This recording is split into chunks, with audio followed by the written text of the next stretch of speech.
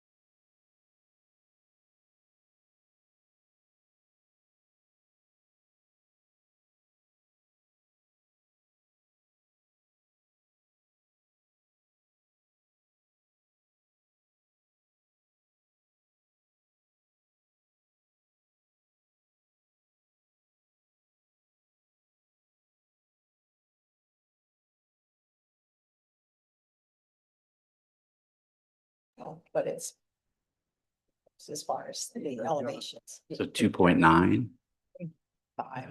what were they asking, remember? It's listed for 3 something. Okay. I think it started. Yeah, yeah. It's hot out there, huh? Hello. Hey, Ken, how you doing?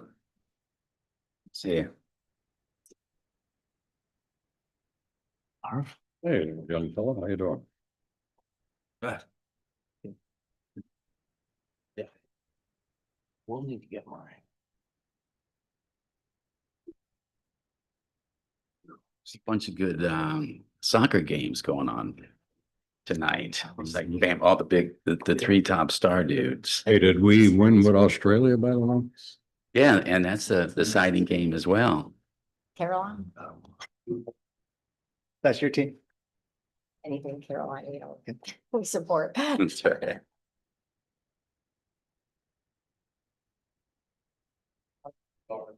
Starts at 7. Was kidding my grandson with he's really big into soccer. He's 11. So he's talking about, I said, tell me how you pronounce a last name that starts with an M and the second letter is P. Kat, is that too close? Actually, it's a B, M-B. So you go, Mbabe. So you just go, the M is Mbabe. Yeah. My He neighbor, already scored tonight. that's my neighbor, they're great. Last name, you say it like it's spelled, it's salt face. You pronounce the P, it's Right, P, correct. say, yeah. Right. For the US. Well, no, this is just a neighbor. And I'm like, yeah, it's unusual to have all those. Usually they're silent when Correct. they don't run together. Yes. Yes.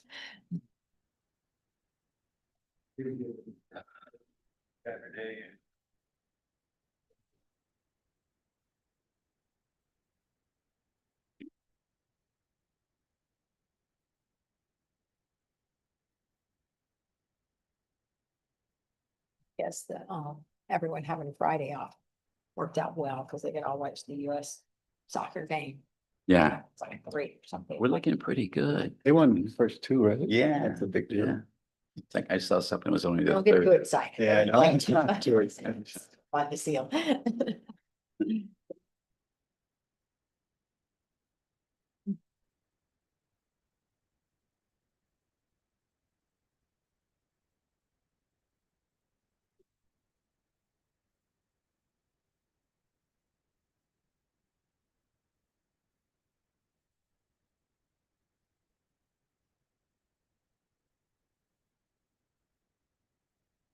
It's right under the wire.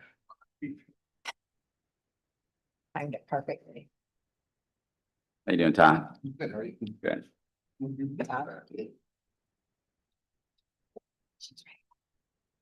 You like that? Thank you. You're welcome.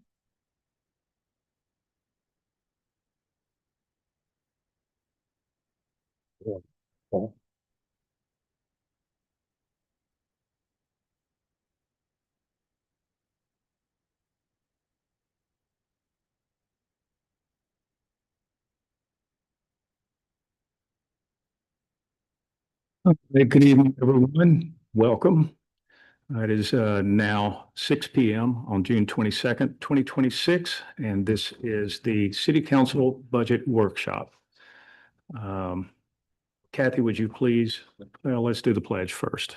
Pledge allegiance to the flag of the United States of America. And to the republic for which it stands, one nation, under God, indivisible, with liberty and justice for all. All right, Kathy, would you please call the roll? Councilmember Bankert, Present. Councilmember Bean, Here. Councilmember Goff, Here. Councilmember Harper, Here. Councilmember Shirley. Here. Vice Mayor Roberts, Here. Mayor Gaddis. City Manager Riefler, Here. City Attorney Trask. Here. All right, thank you, Kathy. We'll just roll right into our first item, which is a presentation from Gemini Engineering concerning the 22nd Street Bridge. Welcome.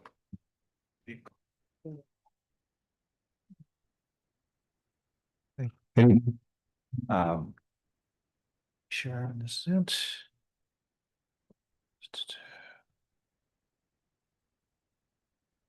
For those who haven't met you, would you please introduce yourself? Keith Pack, General Engineer, St. Petersburg. So as City Council will recall, Jim and I previously presented background information regarding FDOT Scout Critical Designation for the 22nd Street Bridge. We also talked about just the bridge inspection history, some of the previous scour analyses, and some of the DOT's plan of action, that whole process. Since then, after some discussions, we were authorized to coordinate a structural and scour assessment. And for the intent of just better understanding what the current conditions are and really at the end of the day, what the options are, what the alternatives are.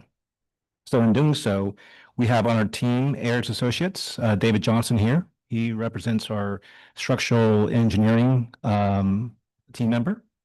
And the presentation that he will provide City Council today will touch on some of these key elements as part of his assessment, which is, obtaining the bathymetric survey to evaluate what that scour conditions are, as well as the history from the prior assessments from DOT.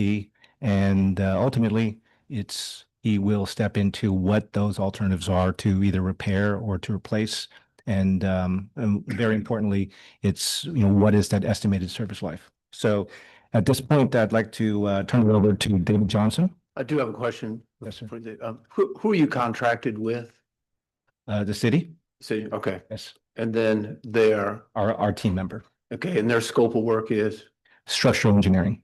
okay, and your scope of work is, In terms of the scour analysis, the design of other stormwater elements. gotcha, thank you.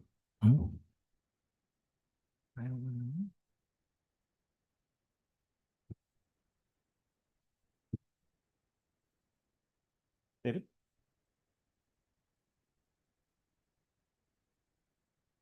Let's see.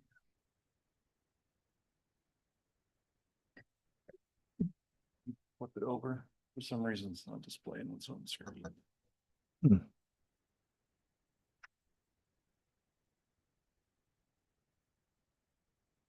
Might have to select reshare. How you share it. Okay. That's mine. So it would be. Screen updated. Share again. And then which one's those? This. There you go. Perfect. Thank you. Good evening. My name is David Johnson. I'm with Ayers Associates. I'm a senior structural engineer with 16 years of experience, 9 of which has been at Ayers Associates. Today we'll be talking about bridge number 155200, which is at 22nd Street over Goat Heads Canal.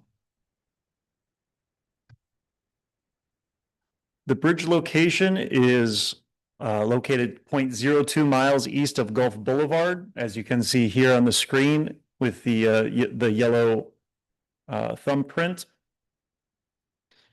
And today's agenda will start off with some background on the bridge. Then we'll get into existing conditions that we observed during our site visit.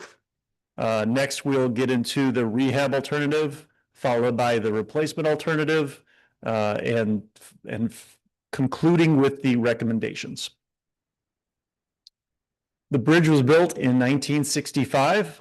There's been several structural repairs that have been performed since that date, with the last major repairs being done about 15 years ago now, is my understanding. The structural length is 40 feet long and the bridge width is 29 feet. The superstructure type is a pre-stressed concrete girder, and the substructure is a reinforced concrete bent cap with pre-stressed concrete piles. That the bulkhead walls, which are located behind the end vents, are precast concrete. And at the bottom here are some FHWA MBI ratings. Basically, what you're seeing here is if you have a rating that's 6 and above for your deck super sub, that generally means that the bridge is in good condition. So that's what we're looking at here. I did want to make a note that some of the piles for the substructure are jacketed, and I'll show some photos of that a little bit later. Also, we have our sufficiency rating, which is at 63.1. Essentially what this means, it's a scale from 0 to 100, and anything above 50 is generally good condition. Can I ask a question? Sure. Sufficiency rate, that's not about terms or weight, or what does the sufficiency term show me? The sufficiency rating is automatically calculated. It's based on a pretty long equation, but it takes into consideration these different MBI values among other values as well. So how is that different than the health index? The health index is another equation that's automatically calculated. It is generally used a little bit less, but you can use them both in conjunction. I don't want to get too caught up on the numbers because there's actually some changes being done at the federal level currently, and those two are actually going away going forward. Can I ask one more question? So does the health index of 86.96, does that represent that it's 86% healthy? That is, I wouldn't interpret it that way, but it's still a scale of 0 to 100. So in general, the closer to 100 you get, the better. That's a good layman's example. It's good. Okay. Yep. Thank you. Yes. The question I have is, I know the pilings are jacketed. Yes. Back in 05, 06, there was some work done on the bridge. Now, what the condition of those pilings were then that they had to be jacketed, do you have any information on that? What the severity possibly would be? We were not given any information or plans. I will show some photos of those pile jackets to see what kind of condition they're currently in. But they're a pretty common repair for a bridge this age in an extremely aggressive environment with the salt water. I know for a fact that it was downgraded from the original weight capacity. The bridge was downgraded. Yes, I'll be getting into that on the next slide. Thank you. Yep. Sorry, didn't mean to derail you. All right, so our scour history of the bridge. This bridge is considered an unknown foundation, which means simply that there are not as-built plans and or pile driving records. So with this, that's just a category that's assigned nationally. By itself doesn't necessarily mean anything. It just means we don't have that information. The bridge is also considered scour critical. And we have not, in the past, there has not been any calculations done. That was typically not done for a single span bridge. So the scour critical status is something that you will only be able to change if scour countermeasures are installed. So what is scour critical?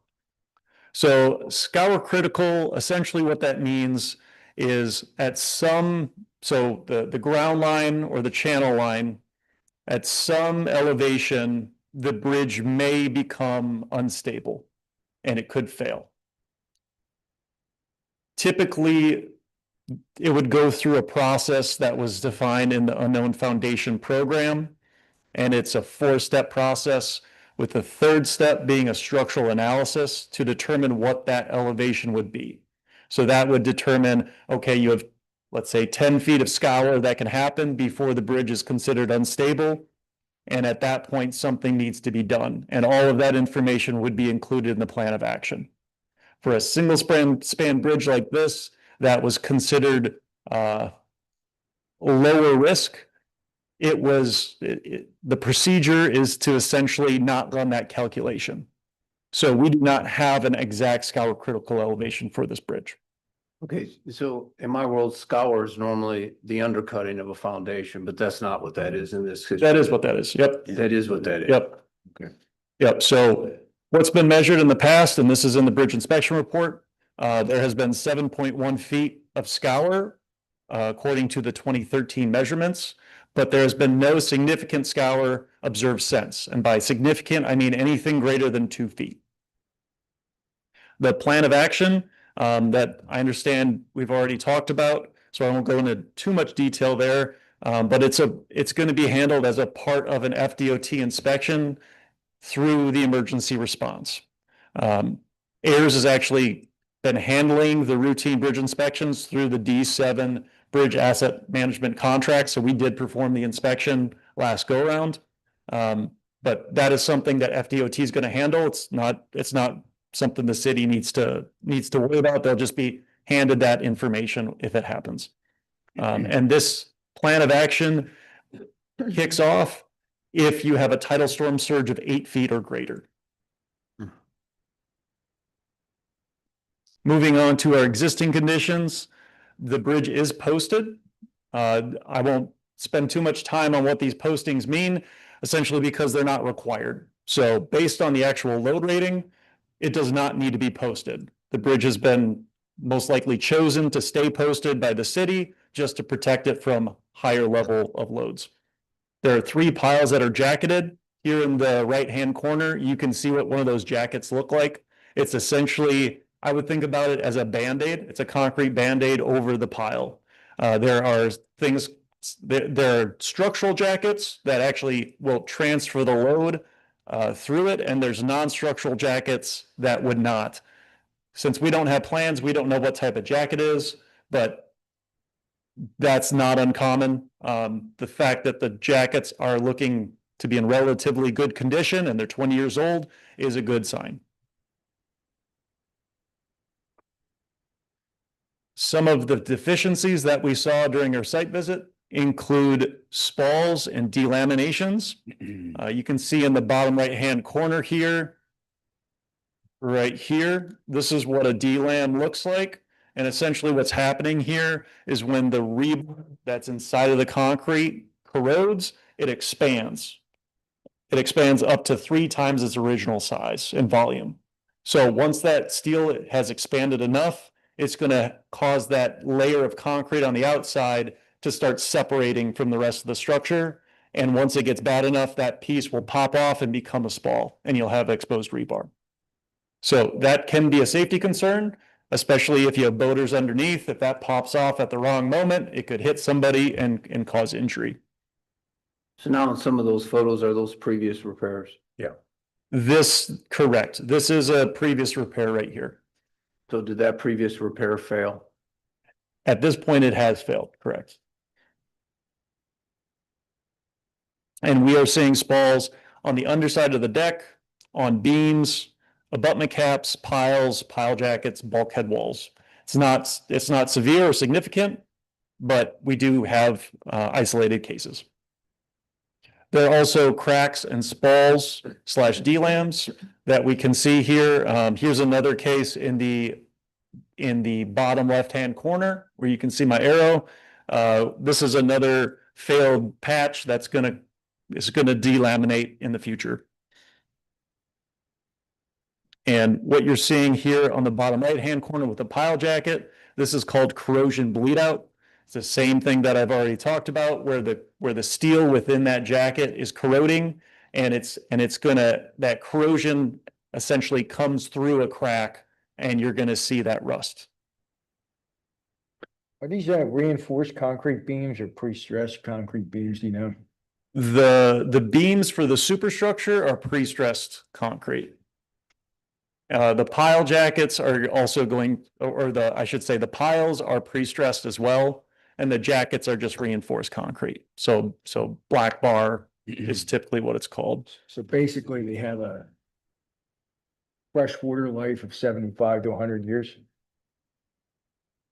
Correct. I can get into that in a little bit. Saltwater knock off about what, 25%, 35%? I'll get into that in a little bit. Yep. All right, moving on to our rehab alternative. We would include crack and spall repairs for all the deficiencies that we saw. We would also include installing a new pile jacket at pile 1-4. I can get into the numbering if we wish, but the point is we would only need it on 1 more pile. And if the city would like to remove the bridge off the scour critical list, we would need to install scour countermeasures throughout the channel, since we do not have a specific scour critical elevation, this is really the only way that we can protect the bridge and remove it off that scour critical list. Yes, Is there a reason that we need to? that is based on liability. So it's up to the city's decision. DOT is not going to force you to remove it off of the list.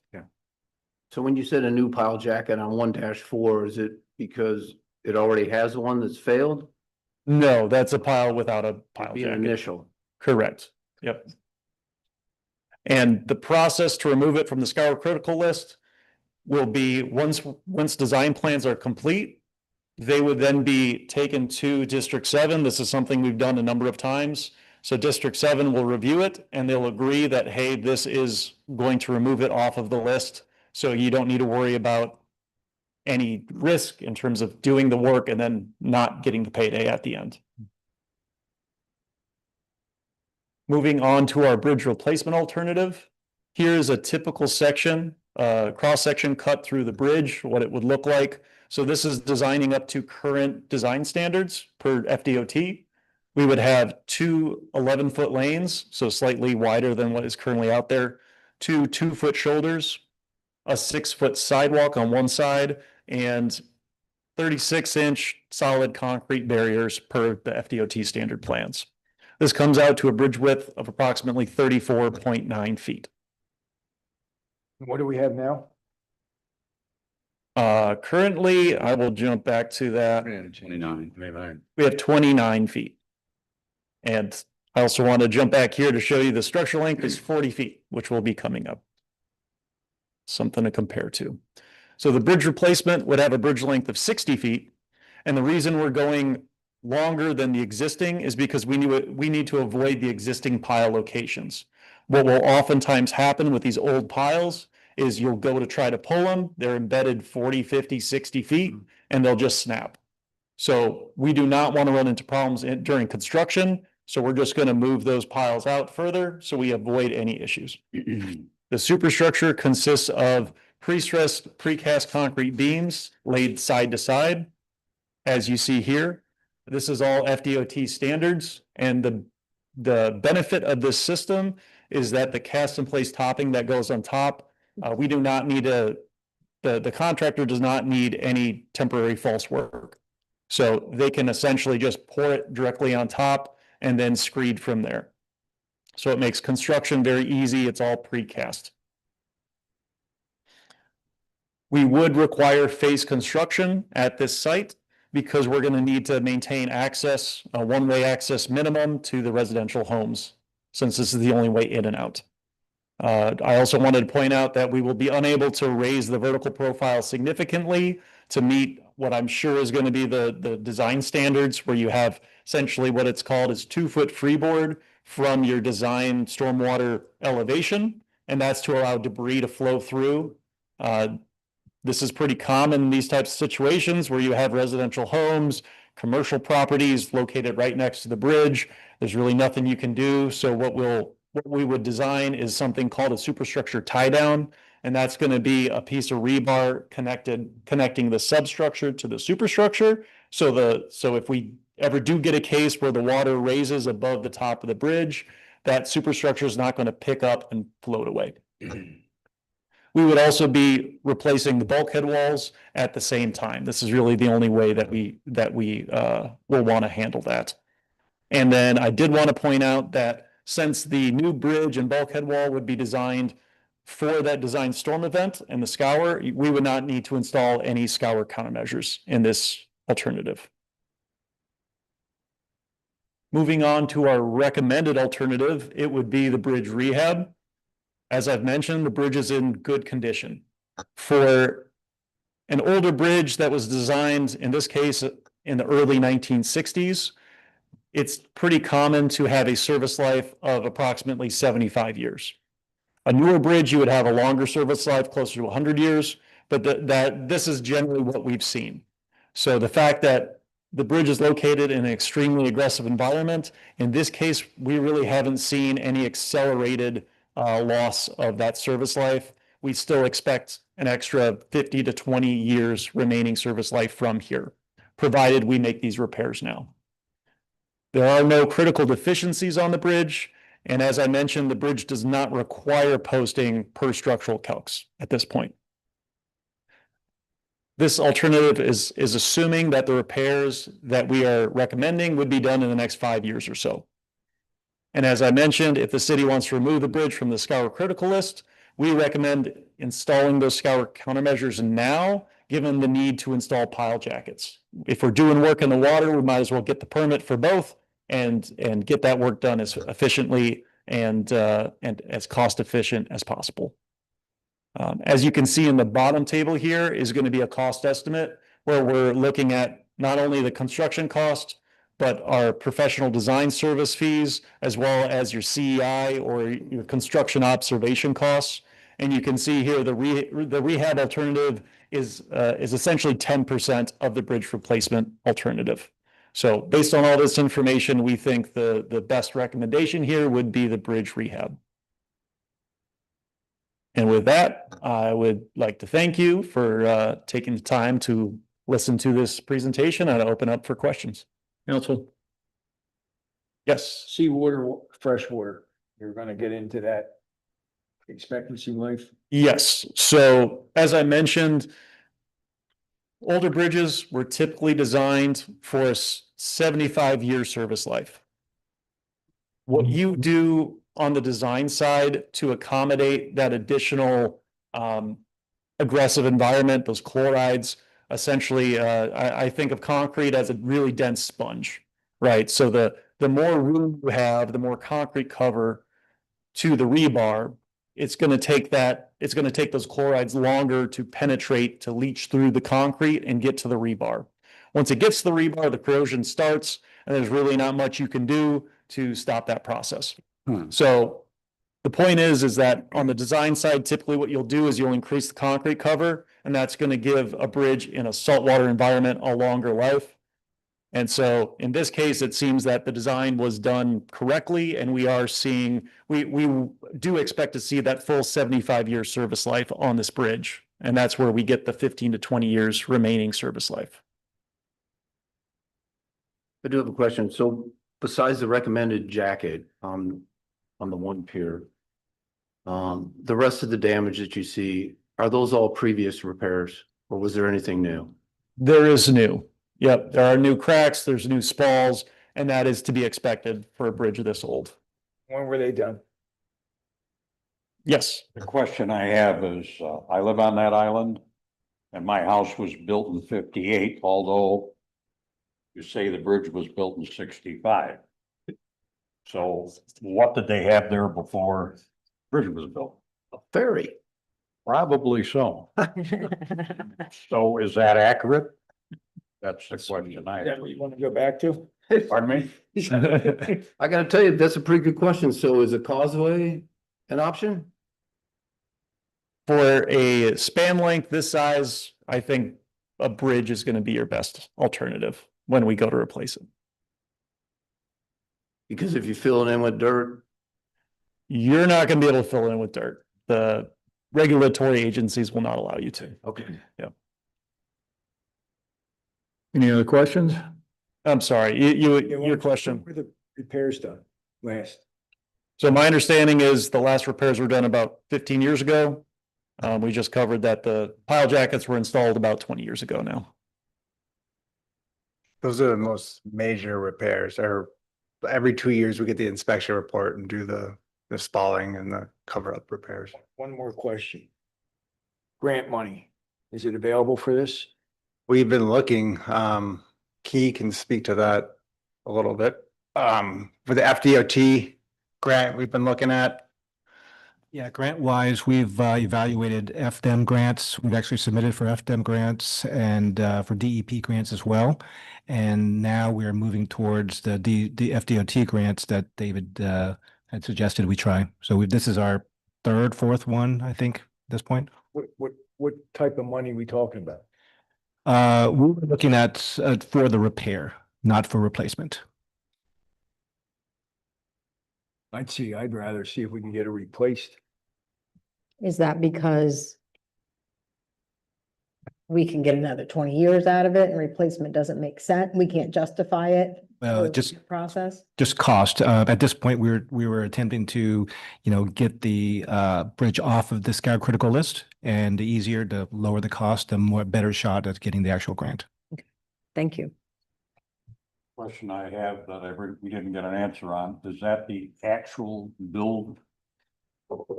It's 1965? So that is a good question. That is a common question on these older bridges. All I can say is the information that FDOT has that put these reports together in the first place go back to the mid-80s. That's when the bridge inspection program started. And typically they would have, DOT would have requested to see any documentation that would have been had from the city at that point. So I would say they're fairly accurate for a bridge this age. If we were looking back at like 1930s, 1920s, then I think it's a little less reliable. But in general, I think you can feel comfortable that it would be sometime in the 1960s. I would say based on the original deeds that were presented to me, that whole area was subdivided or designed back mid-50s. So I would think it would be 1955. So the one thing we do have in terms of history is pre-stressing was not commonly used until the early 60s. So there was. And then there should be some record somewhere of a bridge that was removed. Correct. So typically there was documentation at some point. They probably got a hold of it in the 80s, and then somebody lost the paperwork along the way. And so that's why we really stick to the number that DOT has had on the bridge this entire time. But I do just mention that, yeah, the pre-stressing was just not done in the 50s. It really started in the very late in 1958, 1959, but it was not commonly used until the early 60s. Well, 1958 is when my house was built. It was one of the first on the island. Sure. You know, So do you feel then that these repairs will last then the 15 to 20 years? Yes, yes. Oh. And I think the fact that the biggest issue here is really any element that is coming into contact with the salt water. So that's going to be your piles. And the current jackets have lasted 20 years. They're starting to show signs of wear, but if we install a new jacket, if we repair those jackets, then I would feel pretty confident that the remaining service life will give us an extra 15 to 20 years. So you have construction costs. Do you guys do the construction? No, we are not a contractor. We're just a design consultant. So we can design it and we can provide construction observation, but we would not be the ones building it. So based on your construction observation, is there a warranty that it would last 20 years? The repairs? Typically, there is no warranty. If you want, you can build into the specs. You can build in specific elements. Let's say like the items that typically fail the easiest would be like your expansion joints at your abutments. You can build in saying, there's essentially a warranty for the next 5 years. You can build something like that in. But no, there's really no warranty for the full bridge for, let's say, 20 years. So since you write the specs, that's part of your professional service. So are you relatively confident it's going to go 20 years? So a new bridge design, as I mentioned, what you design it for is a design life of 75 years. Typically, the service life is going to be closer to 100 years. And the difference there is essentially just saying the design life would be if you don't do any repairs, the full 75 years. If you do repairs, then you're generally going to get up to that full 100 years. There's also materials that are used commonly today that were not used back then. So we have stainless steel pre-stressing and reinforcing, as well as fiber reinforced polymer that's essentially inert. It's a type of plastic, and those materials will last those 100 years. I have a question. Do you feel that Helene had anything to do with the current condition of the bridge? That is a good question. So as I mentioned, we did the last inspection and we did it right after the hurricane, since it is on the Scour critical list. and there was essentially no damage seen. There was no scour. As a part of this work, we did a bathymetric survey, which is essentially taking sonar and scanning the bed of the channel. That's not done as a part of the routine bridge inspection. And we essentially saw zero scour. So if these repairs are done, would you say that if another event like that happened, that we would be okay? Correct. Yeah. So the idea with the scour countermeasures, we're not taking any chances. That's why we're lining the entire channel. What you worry about with those scour countermeasures is if you don't extend it far enough upstream or downstream, then the edge of that scour countermeasure can essentially get undermined. And if it gets undermined, then you essentially get like let's say a current or a river flowing underneath, and the whole thing can pick up, and then all that line can just scour away. So we're trying to extend that out far enough. We have not done the full hydraulic analysis at this point. That was not approved as a part of this scope, but that's something that we would do to further confirm how far upstream and downstream we need to go to prevent that from happening. Thank you. So it's not posted and it's not required to be posted. What size truck would be too large for that bridge? Based on structural analysis, it's any bridge that can go over FDOT highways or FDOT roads is fine. So there is really no limitation. You're talking a combination 80,000-pound tractor trailer can go over that. I wish the answer was that simple, but yes, anything. So essentially the way it works is if there's something considered an overloaded vehicle, and let's say it's traveling from Georgia to Florida, it needs to, you need to get a special permit to drive over bridges. You don't under 80,000. Correct. And Have you seen tractor trailers go over that bridge or? Oh, yeah. and I'm saying if That's what I'm there is no posting, so it can handle any of the legal loads. The reason I'm saying it's not that simple is because there are 7 different legal load types, and they may or may not match a vehicle that you're used to seeing. It's really more supposed to be a nominal vehicle type to match some cases, but not all cases, and that's why we have 7 of them. Yes. If that bridge was built in 1955, because a subdivision was done a year after, would make sense to me. Is there any way you would change your criteria at all? If you knew for a fact that bridge was built in 55 or 57? I know for a fact it was not because of the pre-stressing. So like I said, we may be off a couple of years, but no more than that. It would be early 60s would be the earliest it would be built. Yeah, my curiosity tells me how they got across that span without a bridge, That is a good question. because the dates just don't drive. And you're sure it's pre-stressed and not reinforced? Yes. Go figure. Doesn't make any sense. So bridges that are in this condition, when you talk about liability, how do they usually fail when they do fail? So if the bridge failed due to scour, what that means is that the bridge, it means that the ground line will have scoured away deep enough where the piles will no longer support those same loads. So if let's say we did have the pile driving records, or we had some information, you can also do something. You can try to estimate the pile depth as well. You can do NDT. There's a lot of different things you can do to better determine the depth of those piles. If you go down that road, essentially what you'll find is that there's a certain embedment that you need to have to carry these full loads.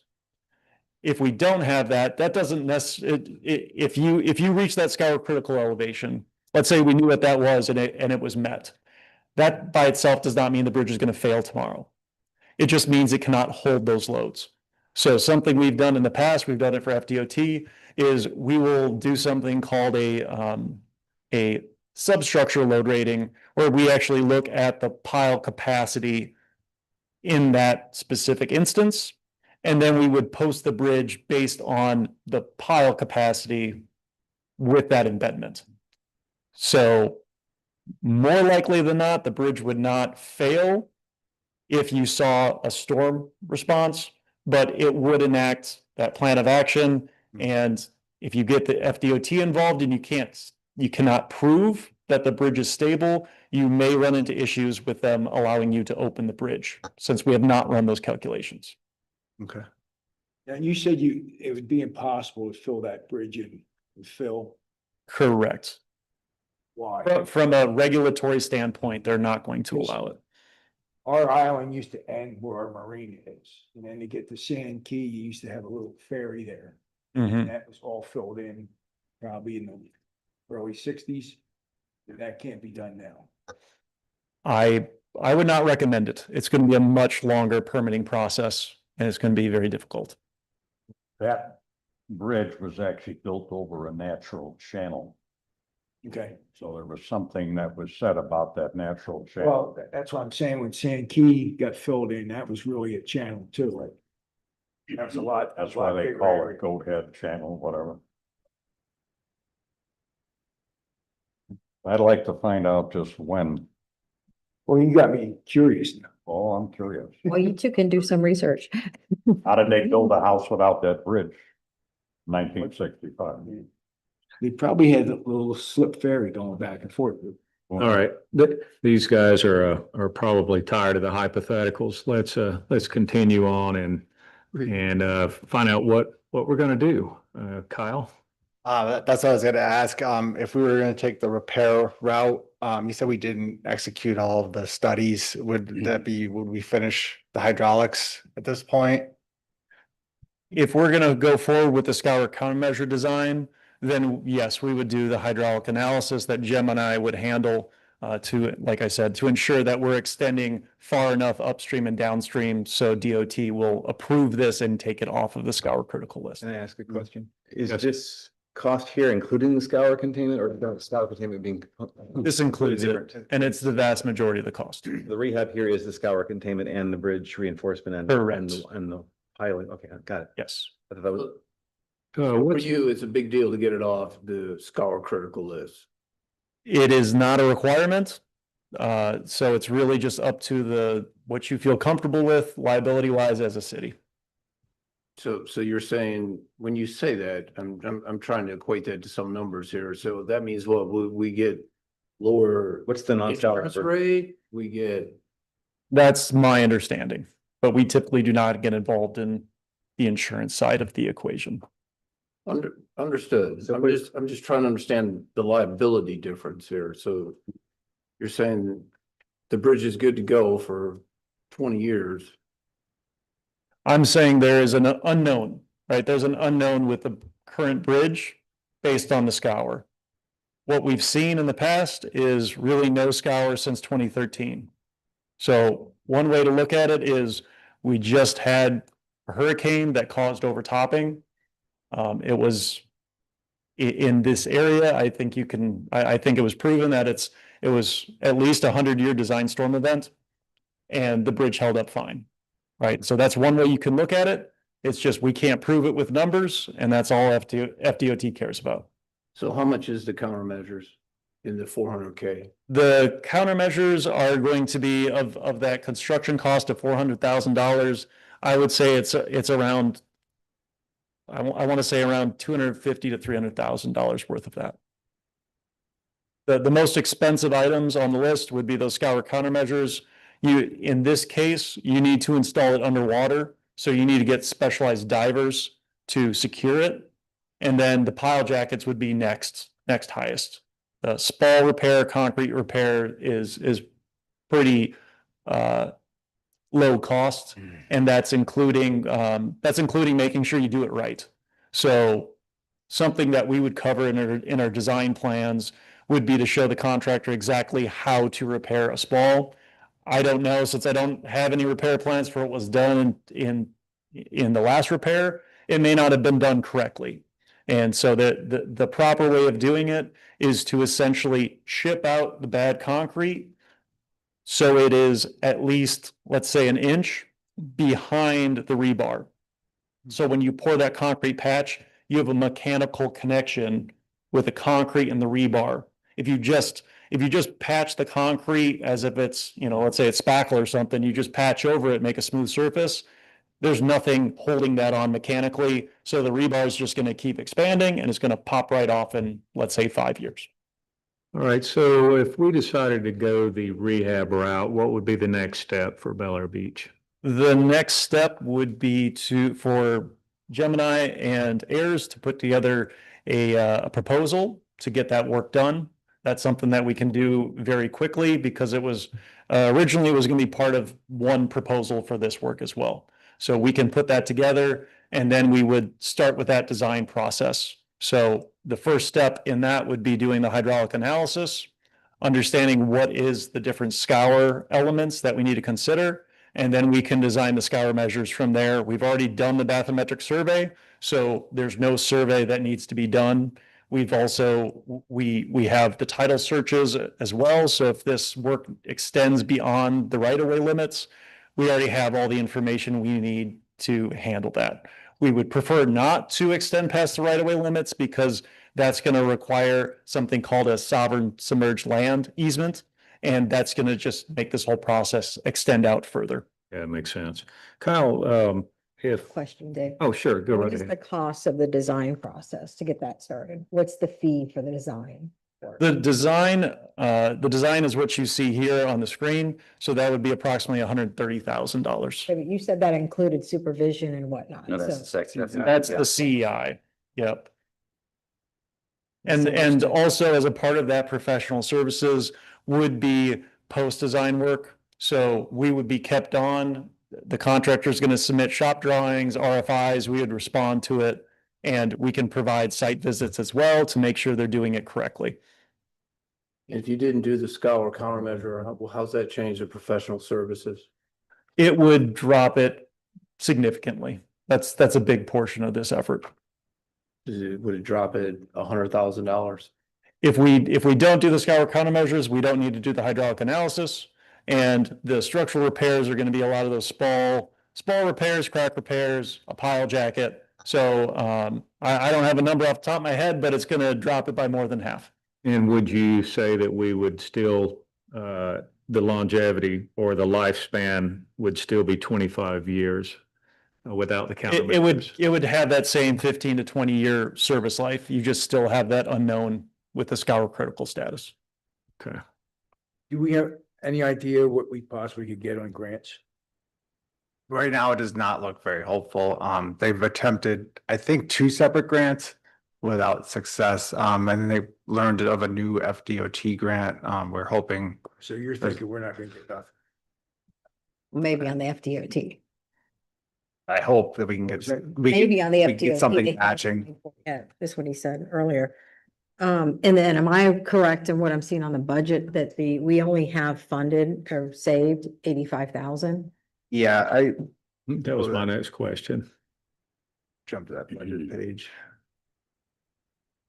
I don't know what page I'm on. It's down. It's the green heading. Let's see, bridge lighting, Oh, 52. Harrison, okay. Of the packet. Okay, so the budget, let me get the, What page you on? 52. Looking that up. David, did you say that this is checked every 2 years? Yes, routine inspections are every 2 years. So you Yeah. can keep an eye on scour every 2 years. Correct. but if you look at page 53 for the replacement, we got 490 Oh, and replace. that we were accruing on that savings That would plan. have saved more money than that. I was like, what is Mhm. going on? So Page I- 152? 52 and 53. So this is the 22nd Street Bridge repair and replacement project sheets.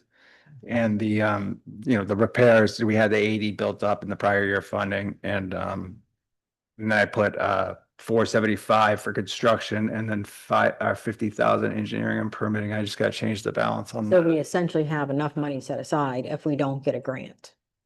Yes, for this repair project. And then we would have to consider some kind of long-term plan for the replacement. I think we'd have to up it to like 250 or something a year to get to that 5 million number at some point in 20 years. Yeah. Is that what you're saying for a 20-year? Yeah, Well, that would be within the time frame that they're offering us for when they're recommending the lifespan would extend to. So it eventually is gonna have to come down and be replaced. Yes. And it would be replaced with a better bridge, something wider that would That 5 million is gonna probably be about 10 million. In 20 years, yeah. did you guys build in cost projection? Be here in 20 Or years. the $5 million price point, is that That would be with today's that's money. today? Do Correct. you have any idea?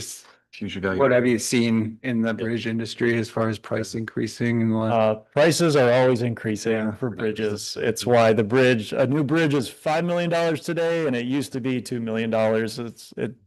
There's a lot of work being done right now and not enough contractors to do it. For 110 a year, you're not even gonna come close.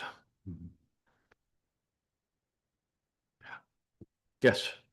So I'm kind of looking at this 4 different ways. So we've already addressed that the total cost for replacement is 10 times that of the rehab, correct? Correct.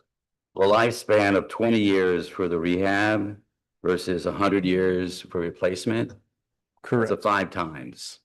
So number wise, it makes no sense to me at this current time to go with a replacement. In addition to that, over 20 years, the technology advancement is an unknown. We have no idea what might be available from a bridge standpoint. Could be something you put on one side, push a button, the bridge is there. Who knows? Dealing with the Scour critical list, I would not want to be sitting here, God forbid. That bridge fails and somebody said we had the chance to fix what needed to be fixed to get off the Scour critical list and we didn't. Not a good spot to be in. So I'm definitely in favor of doing that. Yeah, but he's only given us 5 years on that. No, he's giving us 20, He says possibly 20. 15 to He said 20. You only guarantee for up to 5. That was for the repairs. Yeah. I'm saying that the we- repairs are recommended to be done in the next 5 Within the years. next 5. Assuming that that's Yes. done, then the bridge will last 15 to 20 years. The Scour countermeasures could last much longer than that. Right. It's just the bridge is going to fail before that. Jesse, he had said 20. But are you guaranteeing that for 20 years now? You already went through the There's guarantee. no He said it's not guarantee. There's no guaranteed. guarantees. Saying. Yeah. This is our best estimate. The bridge could last longer than 20 years. Back to 5 years is about the time span regardless, right? The bridge is in good condition today. It's just an older That's not what he bridge. said, Brian. So Tell me what he said. He said 5 years to get it done in 5 years. That's the 5-year term you heard. If we get this done in 5 years, is that correct? correct. And The what- reason why I'm saying the repairs Is what's it guaranteed? After There it's is no, done? take the word guarantee out of the discussion. He said Limited 15 to time, 20 Josh, right? years, his professional opinion. Right. But if it fails in 6 years or 7 years or 3 years, somebody goes over it with a crane that weighs 130,000 pounds. well, that's why we keep our limits on it, even though it's not required and we Right, try to keep right. it healthy. We have one cop. Oh, trust me. The Scholar common measures, since those have nothing to do with the repairs, that could be done at any time. Correct. But as I mentioned, if you're going to be going through the permitting process for the pile jacket, you should really Do it all get at both one these time. done at the same time. It's also going to drive down the unit rates that you're going to get from contractors. Understood. Yep. And I would love to have a brand new bridge, but we honestly don't know what's gonna happen to our budget Yes. starting next year. We have the money now. There may be some grants available. I don't know. Then we can also ask our friends and see if there's something that the state might come up with. But regardless, I would say that this is a no-brainer for me, just to go with a rehab.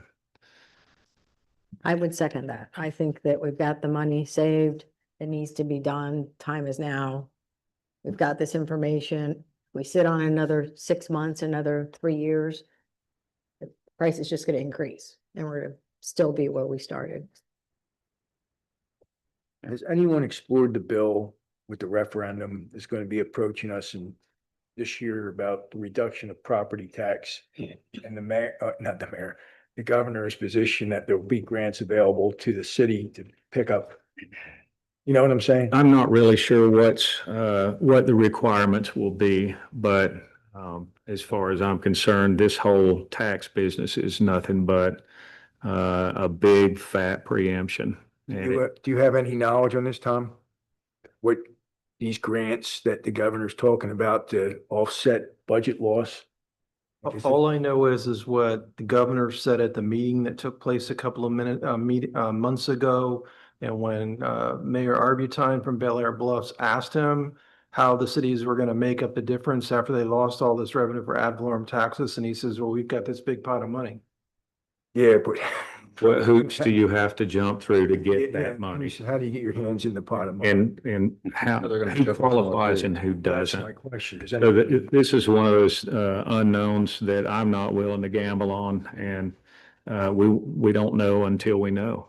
And so it looks like right now we're okay on doing a project like this, and if we can find some way to offset some of it and not spend it all, so that we've got a nice little nest egg left over for the next project, I say that's the route we should go. Kyle, do you have any comments? No, I agree with fixing it and rehabbing it, over trying to replace it now. And again, if we're gonna get in there and do a project to try and cut this rehab down, doesn't seem like the right thing to do. Councilmember Goff? Comments? Yeah, for me, I'm just not excited about the Scour countermeasures. It's been 13 years, hasn't moved an inch. We have had more hurricanes in the past 5 years than we have had in some time. I don't know, it may be an escalation, got it. However, they inspect it every 2 years. We've got a lot of heads up if there's, scour coming our way, right? The scour countermeasure has nothing to do with the repairs of the spalling and everything else on the bridge. It can be done. I understand there'll be a permitting issue, and I understand a contractor would like the whole bit, but really what the contractor wants is a scour countermeasures, right? That's where all the money is to everybody, almost 75% of what we're talking here. I do agree with the repair. There's no doubt. I mean, I like that. It's just how far do we go in a bridge that we can see that there's an end in sight on this thing, right? So. All right, thank you. Councilmember Beam? Question I put up before was age. Whether that means anything or not, I don't know. But I would like to see the repairs done. Definitely with scouring considered. You never know what the erosion factor is gonna be. We could have a bunch of storms in the next 5 years and we won't really know that till they happen. And we've got the money to do it. And we'd be off the hit list, All right, thank you. scouring. Councilmember Harper? Did you indicate that the current scow is 7 feet? Can you repeat yourself? Did you indicate that the current scow is 7 feet? The scour that was observed in 2013 was 7 feet. 7 feet, and there's been no additional scow since then. Correct. We got 13 years of no's to your point. But to your point, I can't imagine going through the liability of not being off the critical list. So I would support the replacement with the full liability coverage, especially since the budget is sitting there and we have the unknowns of the future budget. Councilmember Shirley? I think you already Yeah. said, and Mr. Bankard? what would you recommend? One of the reasons I voted for you is because of your engineering background. What do you recommend? This is your line of field of expertise. If it was my bridge and it's me and I own the Well, bridge, it is your I bridge. would not do the countermeasures now because I have somebody inspecting it every 2 years. But I also understand that now I'm making a decision on behalf of a city, right? Which is different, so. So where are you going? Where are you going with the For four? me, I mean, I do believe that if we have the money, I can't understand, do we have to spend it? Or if we don't spend it, is that the money that's that we use down the road for a new bridge or something like that. I mean, Yeah, I'm confused. I don't know which is the right way to go with the future and where we're at today. I mean, we have it budgeted. Are these countermeasures, are they proven effective? Like, what is their success rate when installed? Yes, that's, they're a pretty common repair. There's a lots of different types that we can take a look at. But yeah, in general, they are, these are structural scour countermeasures. These are not cheap. These are commercially viable for exactly this use. Okay. But going back to what he was saying and what you said, every 2 years we do this inspection. So 4 years from now, we find it's a little bit worse. Can we still go back to the countermeasures? Would that be a multi-year process to implement them? How long would it take to implement the countermeasures? The process from design to receiving a permit and then starting the bid process, I would estimate that whole process to be around a year. It's tough to say because when you get the Coast Guard involved, they answer to no one, and I've seen them take 2 to 3 years to get a response. We don't I have. have seen that now, right? well. Correct, But we still have, we're still talking a year down the road. correct. I guess, It's that permitting process that is always the unknown. It may happen in 2 months, it may happen in a year. I guess the angle I have is if we have a lengthy permitting process and we discover a problem down the road, then we would have a problem with a lengthy permitting process versus being proactive and having it covered ahead of time. Yeah, I would vote to move forward with this. Okay. Do we have at least a majority? Okay. All right. Well, thank you so much for being here. I appreciate you answering all of our questions. I know we had a lot of them, but you powered through it. Nice job. Good job. Thank you. Thank you so much. Appreciate Thank you. All right. So Kyle, when will this come up for an official vote? So right now we're talking about the budget and putting it in there. So like we said on page 52 and 53, we have the bridge repair and bridge replacement project sheets. Right now we have some money built up in both from the past budget years of saving with anticipation that the bridge was going to have issues. Let me get to those pages. So if the budget is approved and we fix this bridge in the budget, then the next step would be to vote on it as soon as we approve the budget. So once we approve the budget, I could, depending on the, I think it was on our last PO, we had the hydraulic study. So if I'd wait until we approve the budget because we're going to need that money, so then we could move forward.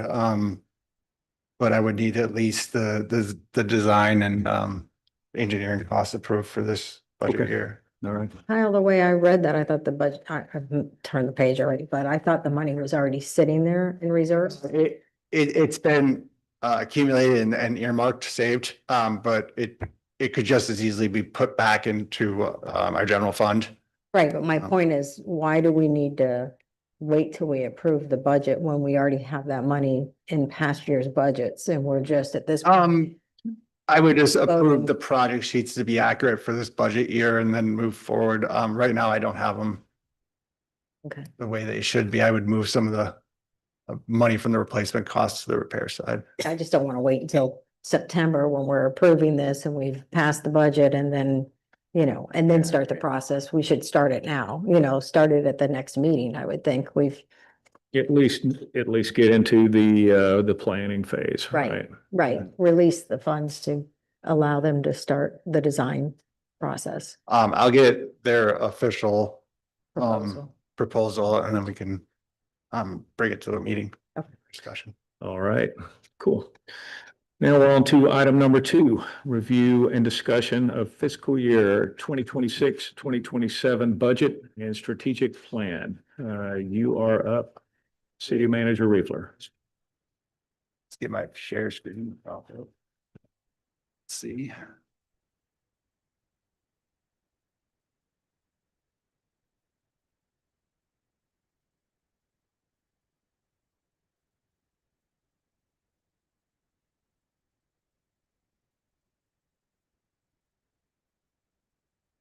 Share. There you go. Okay, so I am on page 10. And I have page numbers at the top here in blue. And this I got last week. This was a spreadsheet that was drafted up, showing the impact as the year 1 and year 2 for the proposed, property tax bill. And if we go to page 13, it shows, our current ad valorem and the impact, the estimated impact. So they're using last year's, or no, that's 95% of this year. So that's using the current ad valorem estimates. If everyone was to pay early, they would get a 5% discount. That's why we calculate it that way. So with our ad valorem, 95% being 1.7 million. Year 1 impact, if this referendum goes through, we're looking at, you know, a reduction in our ad valorem revenue of about 190,000. That's year 1. And then on year 2, where you get a little bit more exemption, the total impact we're looking to our current revenue is 310,000. That represents 18%. It's not horrible. There's some other cities and counties that are in a lot worse position than we are. I would expect if the county was impacted heavily by this tax reform, then it would be passed down to us in some shape or form. So we'd have to plan for that. But when you look at 18%, if you look at our estimated growth in taxable values this year is right around 6%. So if we kept on the same track, we might be able to recover from this in 3 years if we keep seeing property values increase, but nothing's certain. Just So the county provided this information. Have we, are you saying that they took into account of what the percentage of properties that are homestead exempt? Did they really do a true calculation? Do we know that? I think this came from the, property assessor or the, About what, I think it was 50% homesteaded here in the city? property. they would know. Well, I asked him before how many are homestead in Dollar Beach. He said 615 out of 784. That's what I got from the search of property appraiser website. 62 condos out of 426 are homestead.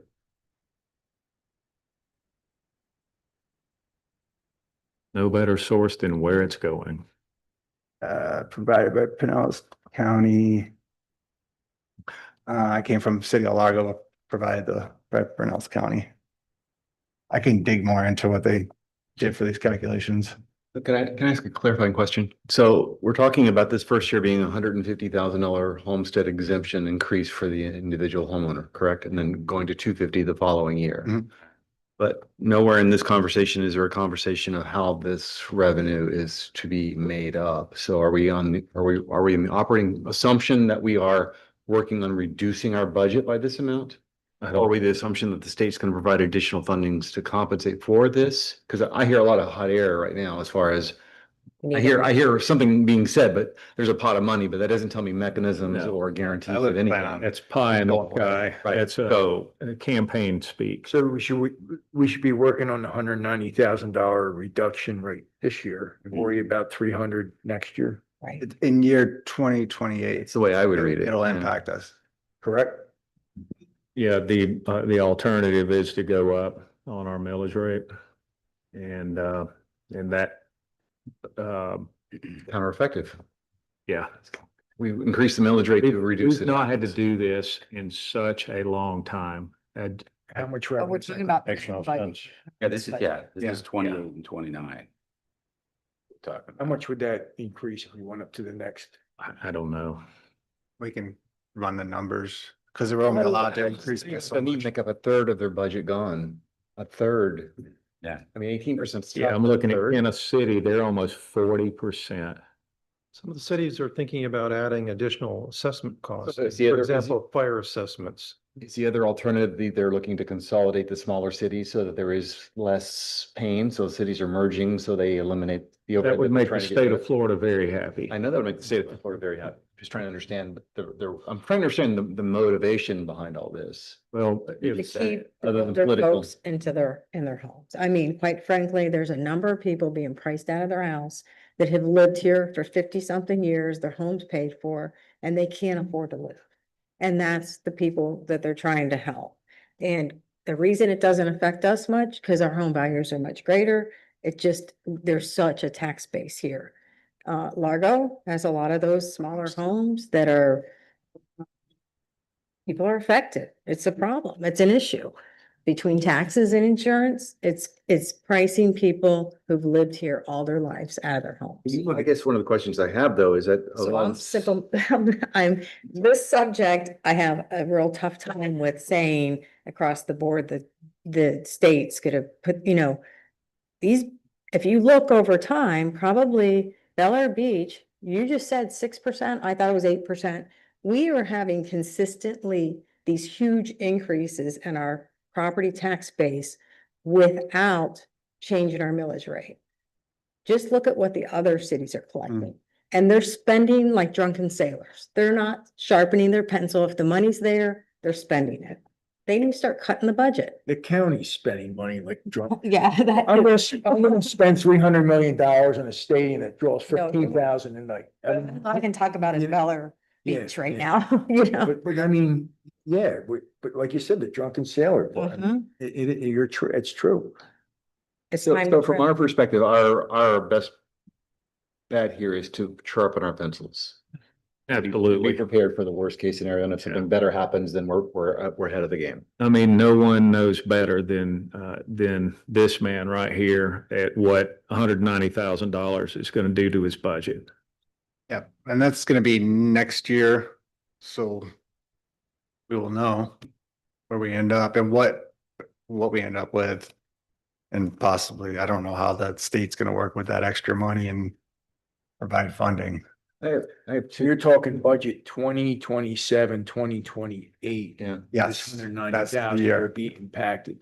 right, so we're, We don't have to worry about it this year. So if we get another 6% growth or increase in values, that's gonna help within the next year, as long as we're staying. And if we have a static. bad storm, Apple. we're looking at 6% less. I can tell you, there's houses selling like crazy around me though, and I can only imagine that increase of hundred and whatever, $1 million on the price of the house that just sold down the street is gonna just increase our revenue, right? Yeah, So we've got Especially if we're out of Things second like- home, out of, yeah, huge house. the new construction, how many new homes are under construction? There are $5 million at the end of, Yeah, that's Yeah. very true. And there's, I mean, there's so much more square footage in these homes. They're giant boxes, but they're 3-story boxes.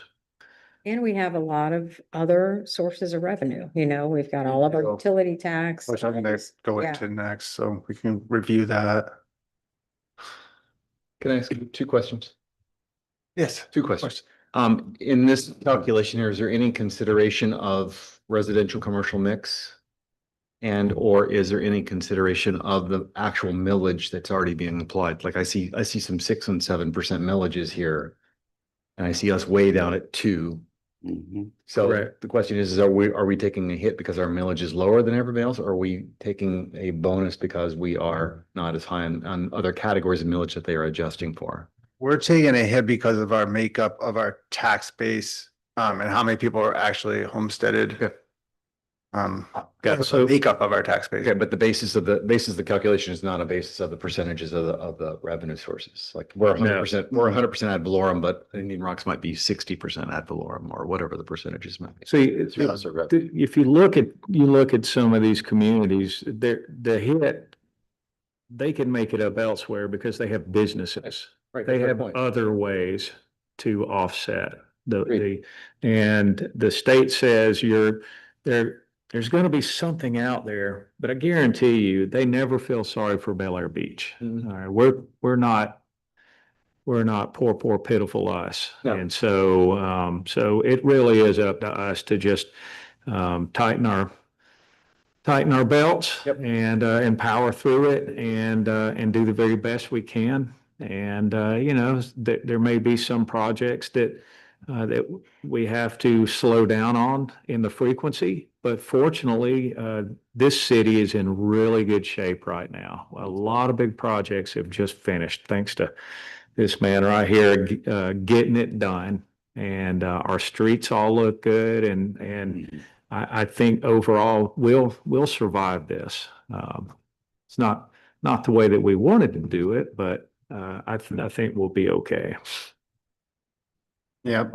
And I put some projects that we can consider in this year's budget, but you know, there's areas that we don't have to do that, but I'll go over those as we get to them. Right? So I'm gonna get to page 15, which is where we start on the revenues. And then at the top there, you're gonna see the ad valorem. And you know, our current millage, which is at 2.0394. And it's been that since 2012. And then you go down and you see we have franchise fees and utility service taxes for all the utilities. And this is also a significant portion of revenue. These have been the same since the early 2000s. But they've always been there. And yeah, the franchise fee is it's a fee that we collect from the actual utility company for them using our right of way. And then the utility service taxes are just a tax on the actual service that is paid out. So whatever percent it gets turned in and submitted back to us from the utility companies or the county, depending on who provides the utility. And we get those in disbursements throughout the year. There's also the communications service tax. Again, we haven't touched these since the early 2000s, but they are a source of revenue for us. When you say we haven't touched them, we have control over. Yes, so the city council had to set all these. We haven't changed them. We haven't changed them. They've just been existing. And then, you know, things like business registrations, you know, we're pulling some revenue, rental property registrations, small amount of foreclosure. And then you get down here, we got some safety grants, recycling grants, we get those every year for just annual programs. The Board of County Commissioners garbage collections is done through our utility billing. So that's that will be adjusted this year. We usually do it in the summertime. Once we get the Waste Pro numbers. And then you know, parking. Well, good news is that the parking meter fees have stayed very consistent throughout all the beach work we've done on storms. So we're still pulling on a steady revenue stream.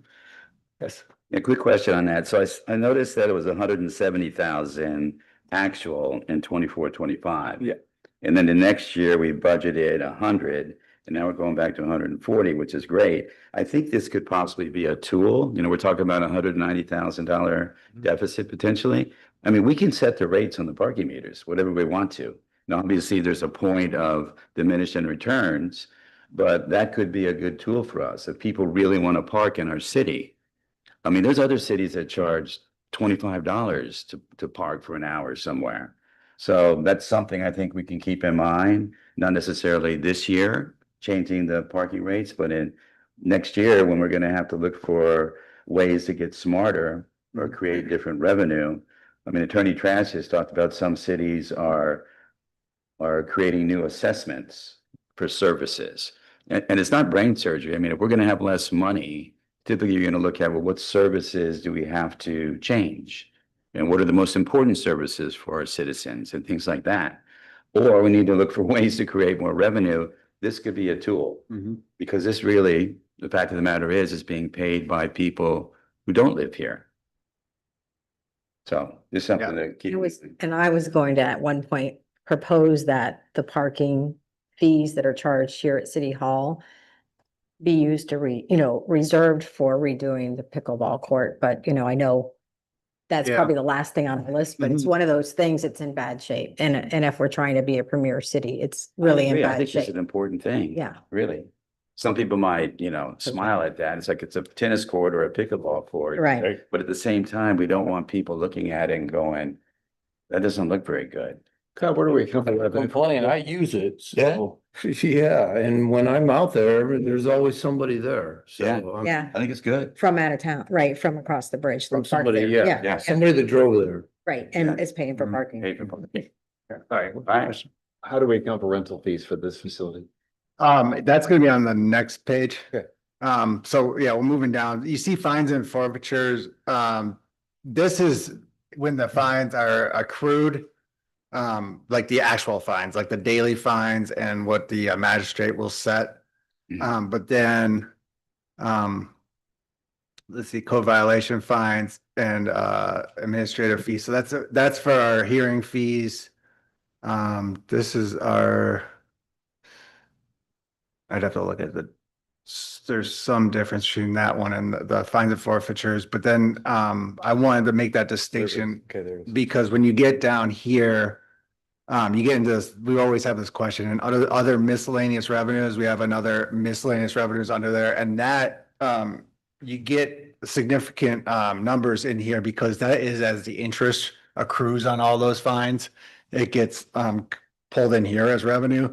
But like if you look at this 103,000, now that was the interest accruing, but we haven't actually collected it, and that's still that 103 25th Street with that very large code violation. So just want to be clear about those numbers. But then, yeah, we were talking about rental revenue.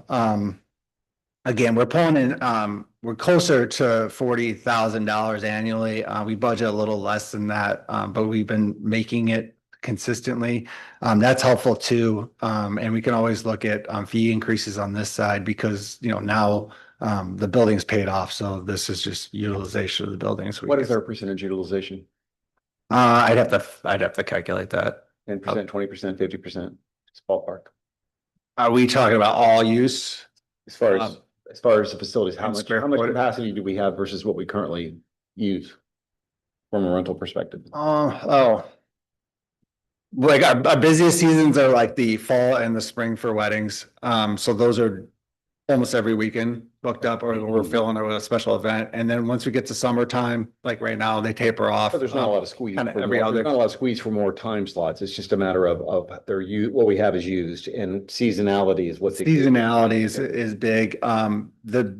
We did cut the wedding wire expenses last year in the budget. It was about because it was getting up to $8,000 and we just didn't think it was needed. And we've been seeing just from word of mouth, and now that we have such a good rental base, seems to be pulling them in still. I think that's another tool we have. I can tell you as a father of 2 daughters, weddings are emotional. And when you go out there and check all the venues that are available, somehow cost never seems to be a big deal. So I think that's something that we can try to push that. You guys do a great job. This is a beautiful facility when you think about it for somebody getting married. And it's probably not that familiar. And when you start comparing other venues with regards, and I haven't done any type of analysis, but I don't think we charge anything near what I ended up paying for a venue type of a deal. So we need to, again, another tool where if we're looking for additional revenue, that's not impacting our citizens. Those are other people that are coming to get married here. I love them all, but I'd rather they be paying additional money than our citizens. So you're saying we impose a wedding tax? Yeah. Well, this father of 3 daughters, it's not emotional, it's cost. Okay, so it's coming out of my wallet. I'm getting no emotion. Dad says, Dad, I really like this one the best. Yeah, but it's 3 times as much as the other one. When they make I it like on- this one the when best. When they circle me back. There you go. So I think, again, another tool to create revenue. And we keep raising it until you start Yeah, reading. but I'm at a point right now where it's too much because I don't think so. Not from what I just went to, I think it was a 65th birthday party, residents that live right here. They had it down IRB. And I said, why didn't you use our hall? And the hall was empty that night and he said, it's $3,000. I said, whoa. Mm. I said, well, what are you paying for here? And he said, 500. My point exactly. But what I'm saying is, Social. they didn't rent our hall, which they could have. Okay, it was, They went down to IRB and got it for 500, okay. which So is a what? bigger facility and they had a big kitchen and everything like that, but it was a church too, it was a member, you know. Okay. Oh, yeah, that's. But I'm just saying $3,000 for, I'm just thinking weddings. You're thinking wedding and emotion. Weddings. Yeah. Yeah, there are a lot of weddings though. And the demand is not gonna. go during the away for season, weddings. that's a big one. And then we give them the whole weekend, because it's a big event. Yeah, just another tool. Yeah. Now, going back to the franchises, Mhm. if we were to raise the franchise fees, would they just roll that right into our, what we're billed? Because we use these, Yeah, we're imposing a fee on ourselves. so we'd be taxing ourselves. Rainwater But it surcharge makes me fee. think twice about my cell phone bill that I have sent to my office. I should probably change it to here so that the franchise fees come to Bel Air Beach. Right. You know, and things like that I had never really thought about, because right now, 62% of our budget is everything outside of ad valorem taxes. It Which is, a big. it is a good amount. point because utilities continue to go up, so their margin continues to increase, but if we don't increase our franchise fees the same way they do, then they just extend their margin every time they raise our fees, so. Okay, well, you just can't raise your franchise fees. It's contractual driven, and usually the contracts, franchises are for a specific period of time. So we're 20, 25 years or whatever, that's the rate. 6% is usually what you pay for a franchise fee. And as for what you guys are talking about, that's the utility service tax. And that is the flow through. So whatever your resident pays, it flows right through the utility, right to the city. And so you can regulate that and increase that. Right. But you can't touch that franchise fee until the franchise agreement expires. Or there's a provision in the franchise agreement allows it to be amended. And so I don't know. We gotta dig into that. Yeah, but we can look at the franchise agreements. They're usually very, very long. That's why we have an attorney. Yeah, I thought there was something that we couldn't just change it. I think I remember. I think there's some tweaks we can do to make that squeeze work. Jody, you remember when that franchise fee was passed? It was when we were on council and between I don't re- 18 and I don't remember passing it, so I'm not sure. I think it's old. We did I know we did the undergrounding in 1819 Yeah, maybe. over the franchise. That might be That was a- that might be the stormwater you're thinking of. well, it was franchise fees. Pull up the last dates for Okay. those, so we can get back to you. Let's see. And then, yeah, so like I said, it gets down into like, copies, assessment searches, promotional items, just small little income, MPDES fees, variance fees. So, just collecting back what a lot of what we're expending. And then this is just an overview of our department expenditures, by department, but we'll get into those, next. This sheet, it goes over our revolving fund balance, which is kind of hovering at about 5.5 million. And then, our general fund operating expenses annually are just under 3 million. Can I ask on that, the revolving fund, that's the money we have with Valley, right? This is sort of what we keep in reserves, which is just, it's not allocated for anything. It's earning its interest with the Oh, what do you call it? The small business SBA interest, and it makes pretty good, close to 5%. Okay. And It's then something we this should has been over, visit. this is when we look at our projections 5 years out with the Citizens Advisory Board. This is basically what we're looking at as far as how much reserves we're maintaining and how they're affected. And I'm on page 18, which is the clerk budget. Oh, my God. Spends a lot of money. Well, that's it. We increased a little, on contractual services just for, as our Unicode fees. I think that's fine. Jumped.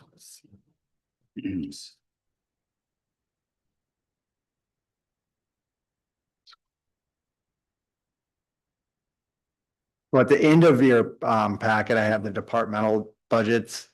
And those are gonna start, let me get you the page number for. City that what clerk you- is 72, so it gives you a little bit more detail. But the Muni code reoccurring fees have gone up slightly, so if you can kind of see where what is under each one of these accounts when you see an increase. But I'll go back to the general funds, they're a little easier to follow when they're wrapped up.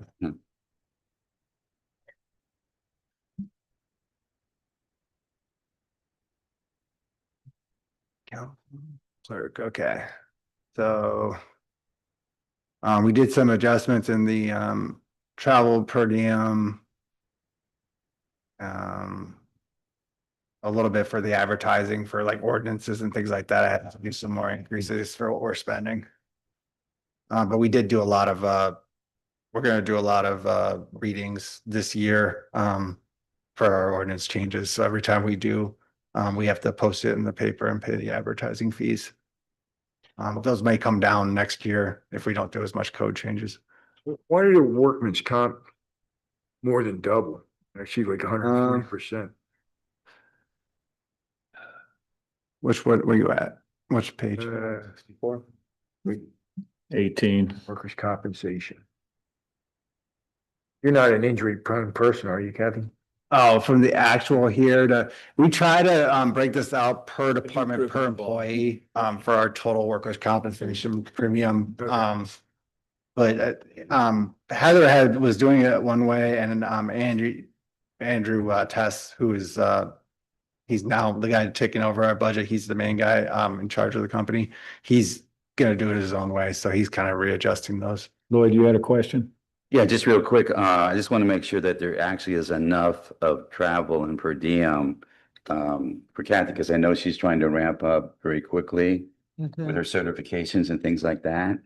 I followed the same structure of what I was using. I think Kathy, has there been enough money for So, yeah. spending? Good.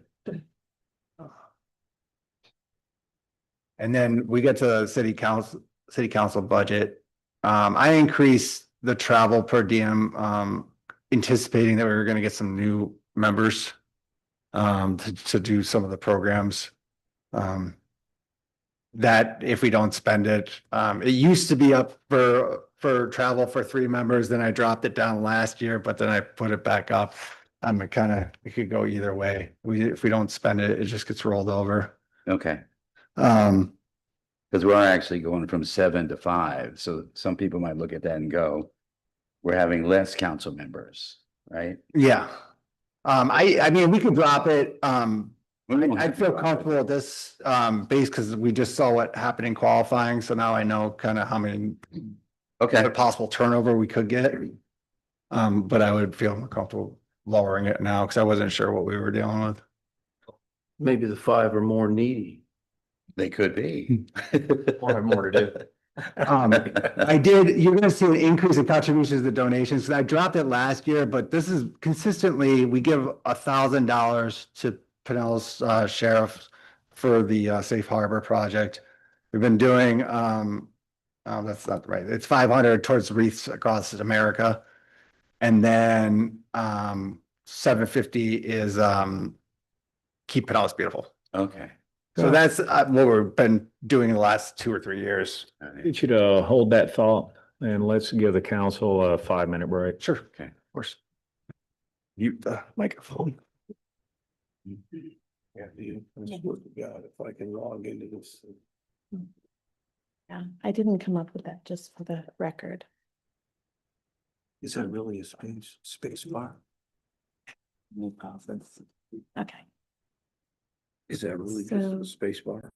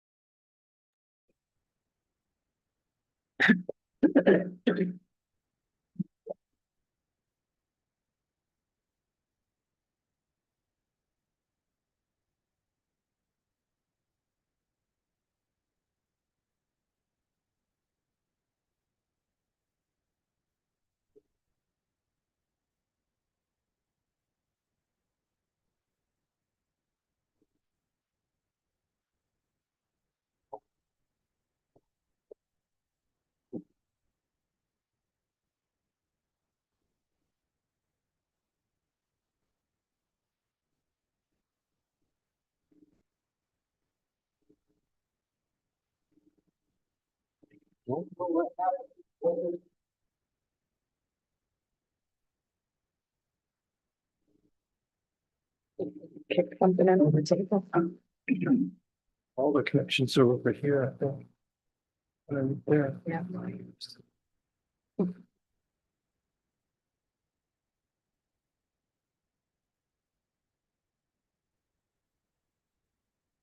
Mess. Frank's feet, so that's. They just open the microphone.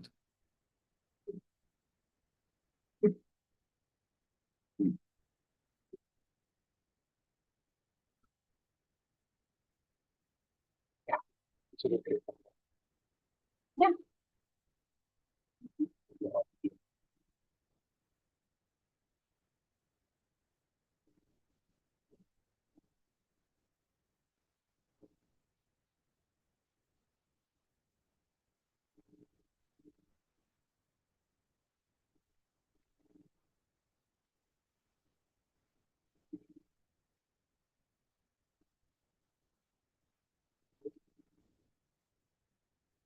I got a new TV, Carl, I'm not inviting you over.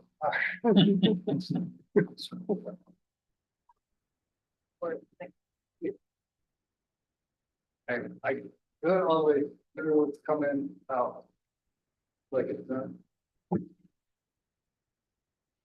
I don't think you have enough cords. Where's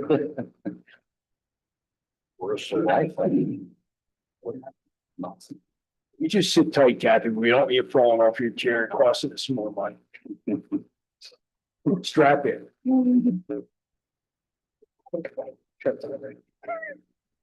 It's right. It's a pig. There's a big bird's nest under your feet. I'll get it caught my flip flop. Yeah, right.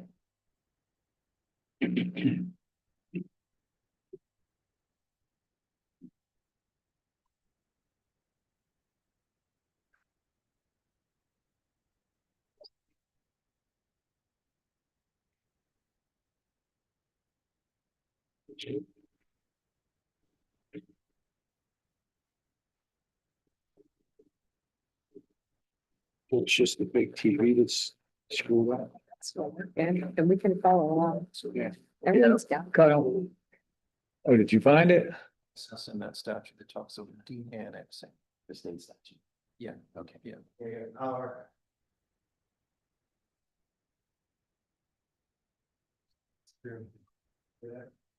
Yep, there you go.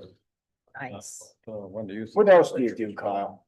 I think I can take it apart and put it back in. You're rescue people, you're our IT guy. Why would they put a bridge in the fifties and then take it out in sixties? What I mean. Bridge until You put a bridge in the fifties, it would be easier to have it in the sixties, so therefore you had a bridge there and plans to build a house, it's like the first thing bridge. All right. Okay. We're back. Concrete thing conversation. Let's see, we're on city council department. But maybe they did some. Ridgewood. Earlier. They said. Alright. Jacketing's one thing, but yeah, I don't. Well, jacketing and. City manager. Don't know how bad. 19 or we that's fine. They were. Member Beam. They increased the low rate. Excuse me. Six or Let's, seven. let's keep going. Okay, All right. so we're on page 20. City manager budget. This stayed relatively the same, didn't do too many changes. Coming through finance, we were at 67,000 for our MOU for Andrew Tess. And we're looking to go from 67 to 70, so a 4.5% increase. Which is pretty fair. He did 3%, I believe, since 2019, and last year he did, it might have been 4 or 4.5. So they'll put us at 70. Accounting and auditing that went up slightly just based on our RFP with Peter Schatzel's company. And then advertising just dropped a little bit. Finance department, they would it's just advertising for budget fees or for the what needs to go for our trim notices. And then information technology, we're in the process of, we got a subscription to Box Incorporated, which is a cloud service. That was an annual fee of $1,000, but it's unlimited storage. We're in the process of moving from our local network files into the cloud. It takes a little bit of time, but we want to verify that everything gets moved over safely, with the intention that we'll continue using a cloud for our backup and our storage, and no longer have to keep a network server device in the building that we have to renew or purchase upgraded technology every so many years. So I'm building that in the contractual costs, but with the hopes that the only thing that we're going to be keeping, actually we won't have to keep anything here because our old QuickBooks system will back that up on the cloud. It currently is just kept on a local server here just so we can access it. Like I said, the network drives will go to the cloud. Our email system is already Microsoft 365, so that entire server is already internet based. So just kind of get moving towards the future. I think this is the direction to go in. But again, we're gonna do it in stages. We want to make sure everything gets moved before everything we stop using the network and then move that equipment out. Let's see, was there any other changes in here? Let's see, computer software fees. Let me get back to my. It's our Forerunner increase, which is the stormwater. It's Blue Sky and Storm software that we're going to be using, and the Forerunner software is kind of what the counties moved to. So they're using Forerunner and they're building their whole SDE estimator tool, which is Forerunner software approved by FEMA versus using their Excel model that we had to use prior to this. So the plus side of that is that we're all going to be on the same system. And again, actually I can demo it just briefly. So just to show you what it looks like.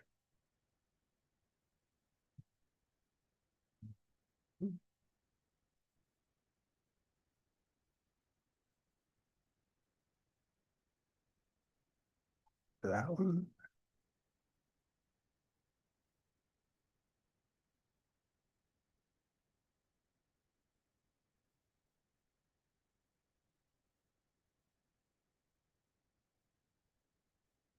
So it's got every parcel uploaded. A lot of this is all public information that they built out. But it includes our flood maps, street views, and then here, this is ideally what we're going to use for everything for tracking storm damage in the future. It'll all be in one database as opposed to all different spreadsheets and web maps and everything else we were using. But the nice thing is it works with all the ongoing annual tasks, responsibilities for our CRS program. All this stuff, it gets put into here and tracked. So making all the reporting a lot easier in the end. But another thing we want to do is when we get in here and we have records and files for each house, we can also, there's room to do some of our permitting and kind of work everything in one database. So that's kind of where we're Would you do going. code enforcement as well? They have a code enforcement module and there is some online webinar that's coming up. They're gonna do some coverage on that. I just wanted to see what it looks like. I'm just looking for the idea that you've got a nice mash Yeah. overlay, and if you could bring all records together. for one I visual interface, considered that'd be it. Great. Yeah, yeah. I get back to budget sheet.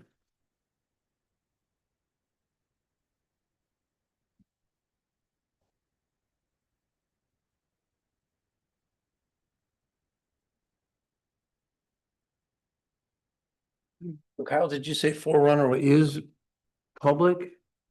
There's a public side of it, we can control it. So ideally what we're gonna do is, we're gonna have a link off our website so that people can get information that they need about their house on their own, and then it'll show publicly just a certain amount, but then if any more deep dive we gotta do internally, then we'll have all that information at our fingertips. And we can also, I think, pick and choose kind of what we make available at different times, so that's helpful. Like say if we had a storm and we had to do a large batch of substantial damage letters or not substantial damage letters, we could create them all on this database, and then each person could go to their parcel and be able to reference what their letter is. So giving it a better tool for the public and for the staff.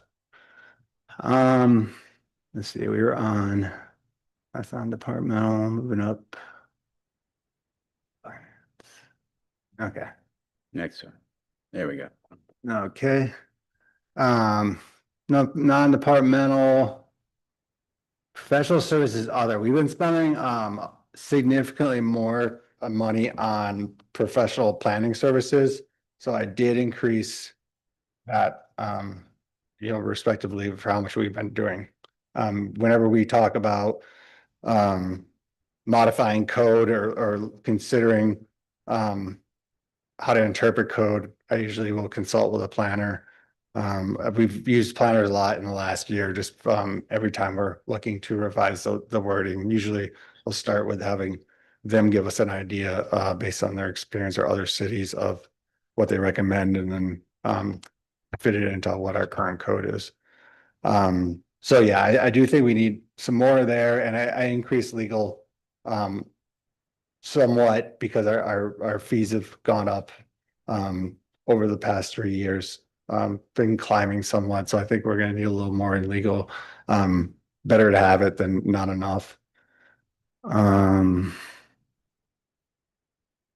other areas I lowered where there was room.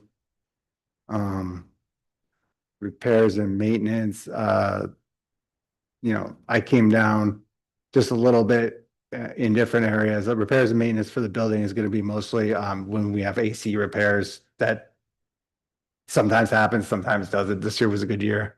We didn't have any major repairs. Are you getting feedback from the banks that they're gonna have that big of an increase in fees? I mean, I'm seeing it across the board, but I'm just kind of curious. On your non-departmental, you've got a 58% increase, if that's calculating correctly in this. So that is going to be based on what we budgeted last year. I can talk to Andy. I think he just jumped it up because of what our actuals were. Okay. So we just usually try to keep it. Sometimes if we're off with the interest or the merchant's fees, if we'll have to adjust them. There. Yeah, but it looks like he's just trying to adjust it for what the actuals were. I usually don't touch on the side of the fees or the interest. The law enforcement contract, so it's slightly more than a 6% increase this year. We got the numbers on it.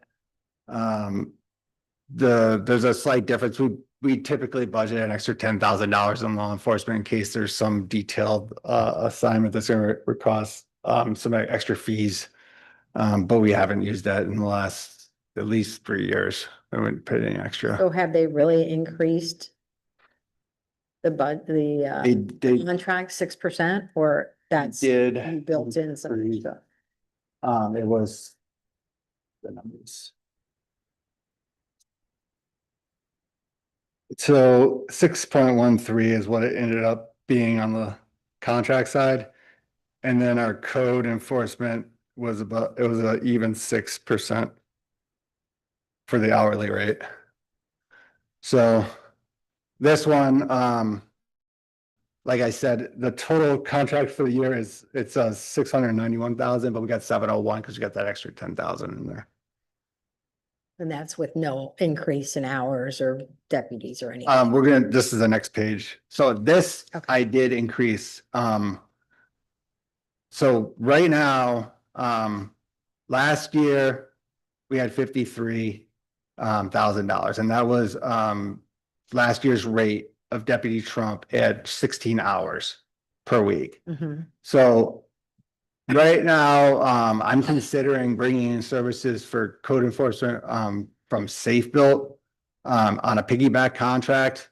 Safe Built, we do planning services, Planner Zane, who did our assessment on the height code. They are a part of Safe Built, but they also do full code services. Safe Built does, construction review and code services, code enforcement for Bel Air Bluffs.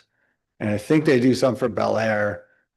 But they're supposed to be trained complete turnkey operation of code enforcement, so it's slightly different.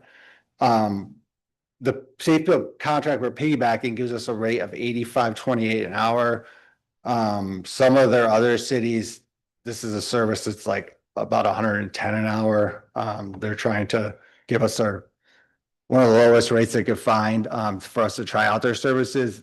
I'm thinking of them looking forward because I know Deputy Trump is getting close to, at some point, he's gonna have to retire.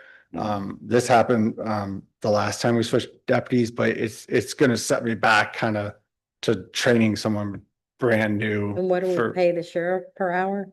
69, 67. 67.55 is what it's gonna be this year.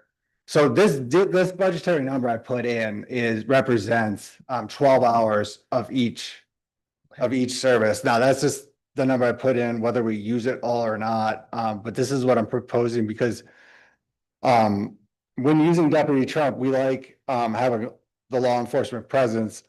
It definitely gets things done. But at the same time, using the Deputy Trump still doesn't take each code case all the way through to the through the violations, and he represents the case in the hearings, but we still internally have to do like the letters, the violation notices and all that. The hope would be is with the Safe Built using their code enforcement services is that they could take it from start to finish on every case, and they would be more of a complete turnkey. But we lose that additional police presence, so we lose in the process.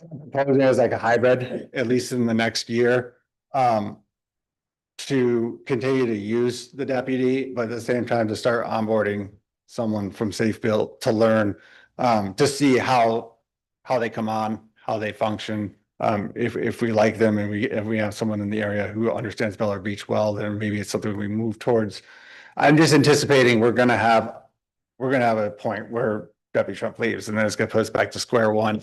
And I'm putting more money towards code enforcement because when I hear feedback from the community, it's mostly code enforcement. People always want more code enforcement. Code enforcement is important. So what would this do for weekends? That's where we'd be hybrid. We would still employ the services of the sheriff's department for the weekends? Yeah, so Trump just did this past Sunday. He typically will do just 1 or 2 weekend days of the month. He'll build them in. From talking to the Safe Built contractors, their schedules is wide open whenever you want them. No, they actually provide services on the weekend. Yes. Okay. So they can do that. So I'm clear though, under the law enforcement, does that include Trump or not? Does that include, or is Trump only under the code enforcement? So right now with 95,000 budgeted, that will give us a full year, 12 hours a week with Trump. And a full year, 12 hours a week with Safe Built. Okay. I don't plan on using all of that. And then depending on what happens, I would move towards one or the other, or maybe look for an alternative if this isn't what we're. So Carl, my question is this, you've got about $18 an hour there of discrepancy between Trump and the agreement as far as a per hourly rate. My question is gonna be is what is our overhead as it relates to absorbing the pieces that Trump does not do, that we have to absorb into the city infrastructure? So for $18 an hour, I don't see that there's that big of a discrepancy there, because you're actually offloading not only Trump, but some of our own manpower. Freeing up resources in this office. Right. Yeah. Right. And that's something I could calculate to try and represent what that savings would be as far as what we're spending internally. I think it's just an easier justification than it looks like, just because. But this is something, from my standpoint, when working with Deputy Trump, he does a great job at making contact, working every angle he can, what resources he has. But then sometimes it's just when people aren't moving, they say one thing and don't do it, then it gets to the point, okay, he tells us it needs to be a violation sent, it's kind of. And that's when we get to that point. Sometimes they build up, but I want to test kind of the whole start to finish with Safe Built to see if that is how it goes. Okay. Because usually Trump can get a lot of cases to a certain point, but then it's like we usually will sit down and we'll bring Jennifer in too, because she does a lot of code enforcement as my assistant, and we'll just sit down and go case by case to figure out where we got to be with all these. So it does take us a little bit of catch up time using that kind of pattern. Got it. Okay. And then, I'm sorry. Just a quick question. So on the Safe Built conversation, would Trump and the new company use that same platform for code enforcement? So they'd be working on the same platform, or were they working on two different platforms? I'm going to start them off on the current platform we're using. Safe Built, they're willing to adjust and adapt to whatever we need. Okay, that's more of an experiment. The guy, the lead guy, Bernard, wanted to make a site visit, just anticipation, just get more understanding this week. But they're supposed to tailor it to Bel-Air Beach. And I kind of want to get Safe Built operating while we still have Trump here, so that he can work with them and give them, catch them up to what he knows. Just a quick thought, wouldn't it be more beneficial to see what they can offer if they're using their own software, and then we can see what those reports look like rather than our kinds of. Yeah, I will check what software they have available to them and how our access to it. Okay. I'll have to look at what they can use.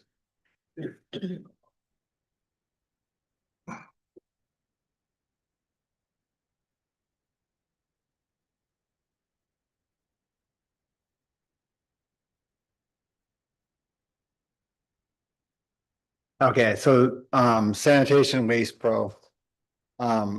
We got our numbers back for that. They're I think the overall CIP index change was 4.44, but they got the cap of 4, which they honored. And then we saw an increase on the tipping fees at the Pinellas County on disposal at the what am I thinking? The waste plant at the landfill. The landfill. I could find the word there. So there was an increase on that side. It did increase our contract. And then we'll just have to make our adjustment to our utility billing, which we typically do in July or August this summer. Public Works. Professional engineering, we're getting a little bit higher in the site plan reviews. So kick that up. It could just be all the construction, new builds after the storm. We got a lot of demolition, rebuilds, and some elevation projects that all had to be reviewed. So put that up higher. If it comes back down, then, I don't know, we can see, but I feel like we're gonna be up with our construction for at least the next 2 to 3 years. Let's see, parking contractuals, everything stayed. I did build in, rentals and leases. We've been talking about this over the past couple of years. These have been going up. There was a big increase, obviously, the year of the storm, which got up to 27,000. But every time, our tractor breaks down, which we've been experiencing more and more breakdowns with the tractor. We keep continuing to get it serviced because we want to use it if we have it. But a lot of times when we need to do work like this year, we have a lot of those escarpments to work on the beach. We have to rent equipment. Also with our servicing the lights, we rent equipment too. When we do our holiday decorations, we rent equipment. So our rental budget has been increasing. But at the same time, we still have the tractor, but there may be, moving forward, I'm not sure if maintaining our own equipment on site, unless we have a safe, clean place to keep it where it's not going to get be corroded so easily from this environment. I don't know if it makes sense, because even for Hurricane Helene, the tractor was broken down for both those events, and we got through without it. So just, we make things work. But just, that's just an ongoing conversation. So right now, we'll watch how our rentals increase. If the tractor gets to a breakdown point that the repairs are too significant, then I'll bring it up to council. But it's just something moving forward. If there's a better piece of equipment, or maybe we hold out until we have a proper place to store, to invest It in won't equipment. fit in the garage? Currently, that will not fit in, no, either garage has the height on it. Yeah. Yeah. I did do some extra in parks this year, because with the Park and Recreation Board, we're talking a lot about doing just beautification projects, plantings. And I built in some extra for irrigation planning. And we've been using volunteers as much as we can to keep doing that with them. I put more money back. I cut down the money in Gulf Boulevard, median plants, and I put some more money back, and we did some plantings this year that are starting to fill out. And then we saw an uptick in some of our road sign budget, and Aaron's been going through and replacing those as needed. So Kyle, quick question. In the public works world, there's always a big debate regarding purchasing versus leasing, especially of equipment. We don't have any type of a fleet or equipment maintenance group to take care of things when and if they do break.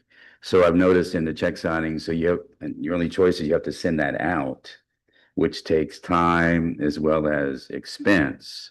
And one of the benefits of leasing, oftentimes you can get in a lease agreement where it includes maintenance. So you're leasing it, it breaks, you call them, they bring it, you can put anything you want to in that agreement. You can say, I want a replacement. I'm not going to wait 2 weeks for you to get parts and repair, things like that. Would that be, I would think that would be more beneficial. We don't really have that many pieces of equipment. If we could take a look at, you could take a look at the comparison of buying and the overall cost. And it really gets tricky because you start getting into, how much am I spending on repairs? Is it time to just get rid of this thing and buy new? So it's not always an easy answer. And even if it may cost a little bit more upfront because there's the unknown when sending it away to be repaired versus if it's already built into the lease agreement contract, they're on the hook for that. So they'll come and fix it. And again, you can put requests in there. It says like, you take mine, you give me another one. Right. Because I'm not going to be without. And oftentimes that could cause a challenge for you when you're without because it's broken. So just something I think it may make it easier for you guys. It will make it easier for you guys. Right. No doubt about it. Yeah. And it might actually end up giving us more reliable equipment because sometimes you get stuck with what's available when you rent. Sure. So I can contact Sunbelt or Cat Correct. Rental Yep. or even United Rentals. Yeah. Let's see what lease. Again, you're gonna be paying not owning. So, We don't really have that many pieces of equipment to deal with, but and so when you're without, coupled with the fact that we don't have that many pieces of equipment, So outside of vehicles, yeah, it's really just a you have to tractor. try to and rent front loader. something and it may or may not even be available. So things like that, I think, would make you guys more efficient. Okay, Kyle, yes. on our pickup truck on the back, would they put a lift unit in there, cherry picking, and that would fit in the back of the pickup truck? I have to check with the 250 3/4 ton truck if there's probably a smaller lift crane they could do off one of those. Yeah, you could do the lights, you could do all the just on the back of the vehicle, if we're not using the back of the vehicle that much. Because we have a trailer, correct, unless that's gone. The trailer, we do not have that was flooded and it got seized. Bearings. Yeah. I wouldn't get a new trailer unless we were gonna use one regularly. We've been renting a trailer, but it's usually once or twice a year, when we're doing all the palm tree cleanup and things like that. well, you were using a snorkel lift, to do like the Christmas. We had the boom Yeah, articulating, yes, Yeah. and then we tried bucket trucks as well. The bucket trucks is useful in certain situations, it's quicker. But you can't fit the whole apparatus in the bucket. That's like a. Yeah, you're- Snorkel, you have a 4 foot. you got a lot more room. Yeah, so Aaron and the Public Works Department have been experimenting with, especially with tree trimming, what pieces of equipment to rent and how to do it most efficiently. So they've actually just sped it up quite a bit. They found that taking down certain trees with just the bucket trucks and dropping them and then piling, it just is so much more efficient. And they also have been piling them in the marina to let all the fronds dry out, and then when they get dry, crunching them down. Taking a little bit more time, but it's actually cutting down disposal and how many dumpsters they need to use. So they've been doing great with that. All right, so now I'm getting into the general fund project sheets. And some of these are just, they've been in here for upkeep and maintenance, and they continue to be in here, like painting the community center. Some of them just keeping the same, like this one, $3,000 a year. You know, at some point, it's gonna need a good paint job, but right now, staff has been touching up things like the seal in areas of the building just to keep it looking, nice and respectable. Carpet replacement, same thing, but we did all this carpet and we got the one changed out in the conference room, which is good for our rentals and things like that. And it was getting pretty nasty. The stuff in the office, it can go longer. It's got some marks and stains, but it's not as visible. So let's gonna let it go. Replace city buoys. This is ongoing. American Underwater Contractors, they are scheduled as soon as they get out here, which I would be inside of this month, to do the golf, 16 buoys. And then this Thursday. This month, you said, Yes. June or July? Let me get back, because they're just busy. I got questions. We have had the PO in for like 2 months. They usually take 2 to 3 months to get over here. But they're just nonstop all over the state. But we're planning on renting to do the harbor buoys that need to be replaced this week, Thursday. To at least get those ones done. So who is it that owns all the buoys on the beach that used to be there? That we own, well, we have a permit for 16 markers from roughly the start of Bel Air Beach on the west side, so 19th Street up to Marina 3500 Gulf Boulevard. And so there's 16, they're about 300 feet apart each and about 300 feet off of the shore. And we are scheduled for the underwater divers to come out and do all 16 when they come. So it'll be a complete replacement. And then this is it costs about a little over $20,000 total. I got about it every 3 years. Sometimes they start washing away in 2 years, it depends, but this is what's been keeping markers out there most of the time, besides of what we got wiped out from the storms, and it's been taking some time to get back. But once these get back in, I would expect at least a solid year unless we get a bad storm. Hopefully. Or years.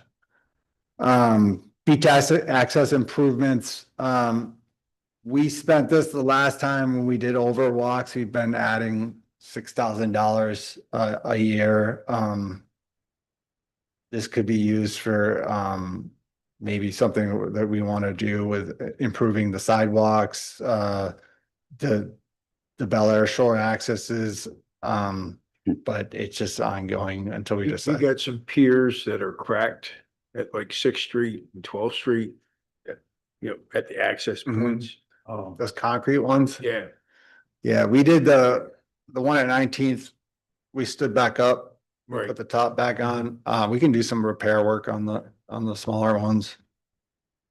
Brady did a nice job. At the fence line, is that where? Right at the concrete pier where the fence actually bolts to. Yeah, okay. Yeah, the one they have the kind of the curve on the top. Where That the, dash plaque marks, says they're probably from 1958 or Yeah, the plaque that says easement, yeah.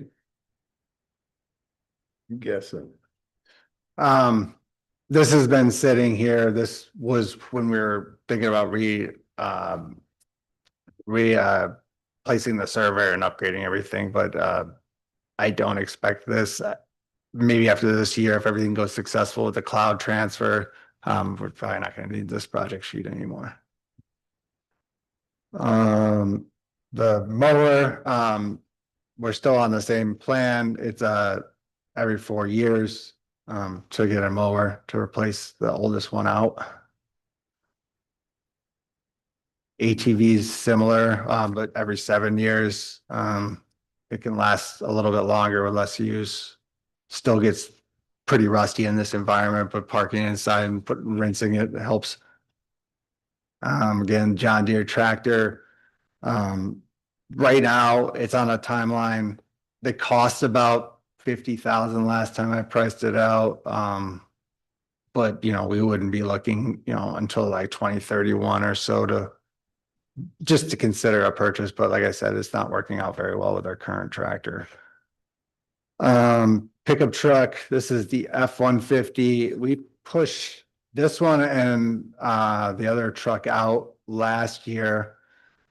This one was scheduled to replace on 10 years this year, but I think it can easily go a couple more years on the 150 because it got less use and less mileage on it in the last 10 years. The F-250, I was planning to buy something new next budget year, but the rear bed of it is completely rusted almost all the way around. It's getting pretty bad where it needs to be replaced. They use it all the time. And to replace it this year, that's why I moved up. We had it over to 2028, but I would need 19 more thousand this year to be able to purchase off of the sheriff's contract.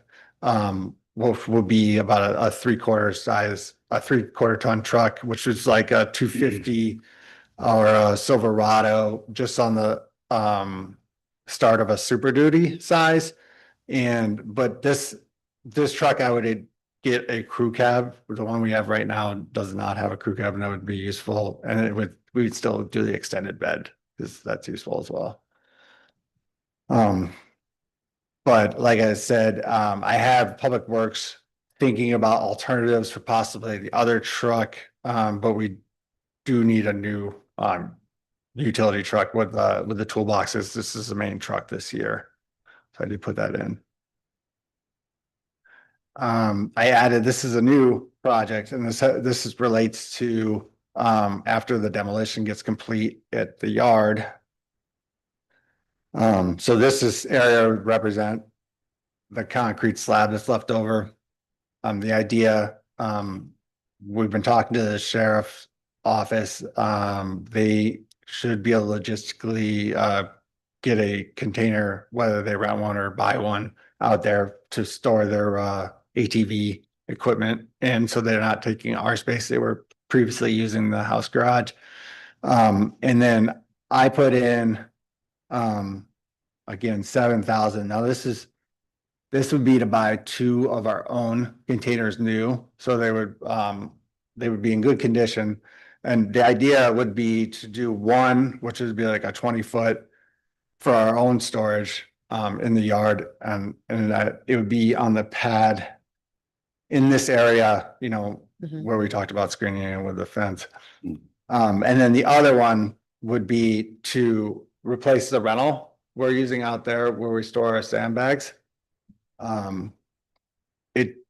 It will look better than the rental without the labeling and all that, and we can even make it more aesthetically pleasing for being, but it seems to be a good solid way to store out there. It's not going to go anywhere, and a container is not going to get damaged if we do. We use them. Yeah.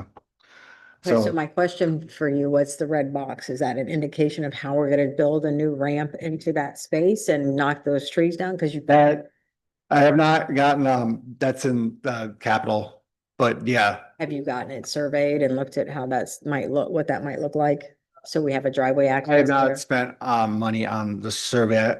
I got budget numbers still Okay. from Key and using a surveyor to get that information. But that, I think, needs to be priority. I mean, I know this is not a budget subject, other than the cost to do so. But we need to make our drive access onto that property from our parking lot rather than through the neighborhood. And we were thinking this is the best spot, only because it wouldn't take any more parking. We could, you know, when you're not using it, the trash trunk, it gets to the trash dumpster, and then, you know, it seems like a decent access point. I do have Gemini looking at actual surveying and engineering for it. Thanks. And then back here.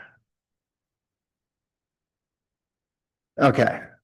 So this is another, when we're talking about strategic plan and communication, which is a big one, I hear.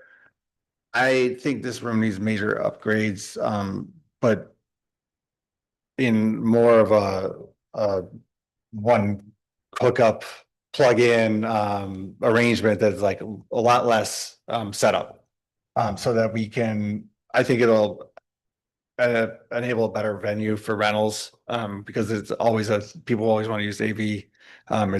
I make it work as best I can with our setup, but something a little more simplistic would help that. But at the same time, it seems to be hit or miss with these wires to the floor, the way we connect them, sound test before meetings. We're not consistently producing a good product for the online meetings. And I think that's important to the residents in Bel Air Beach. They want to be able to watch everything that's going on from their houses and stay in the know, and have a good means to do so. So I did talk, the vendor is NWN. They used to be NWN Carousel, but I talked to this vendor through Florida DMS Suncom. So they're already like a state approved contractor that does this work for state up in Tallahassee, all their government buildings, creating these Zoom meeting rooms and all that.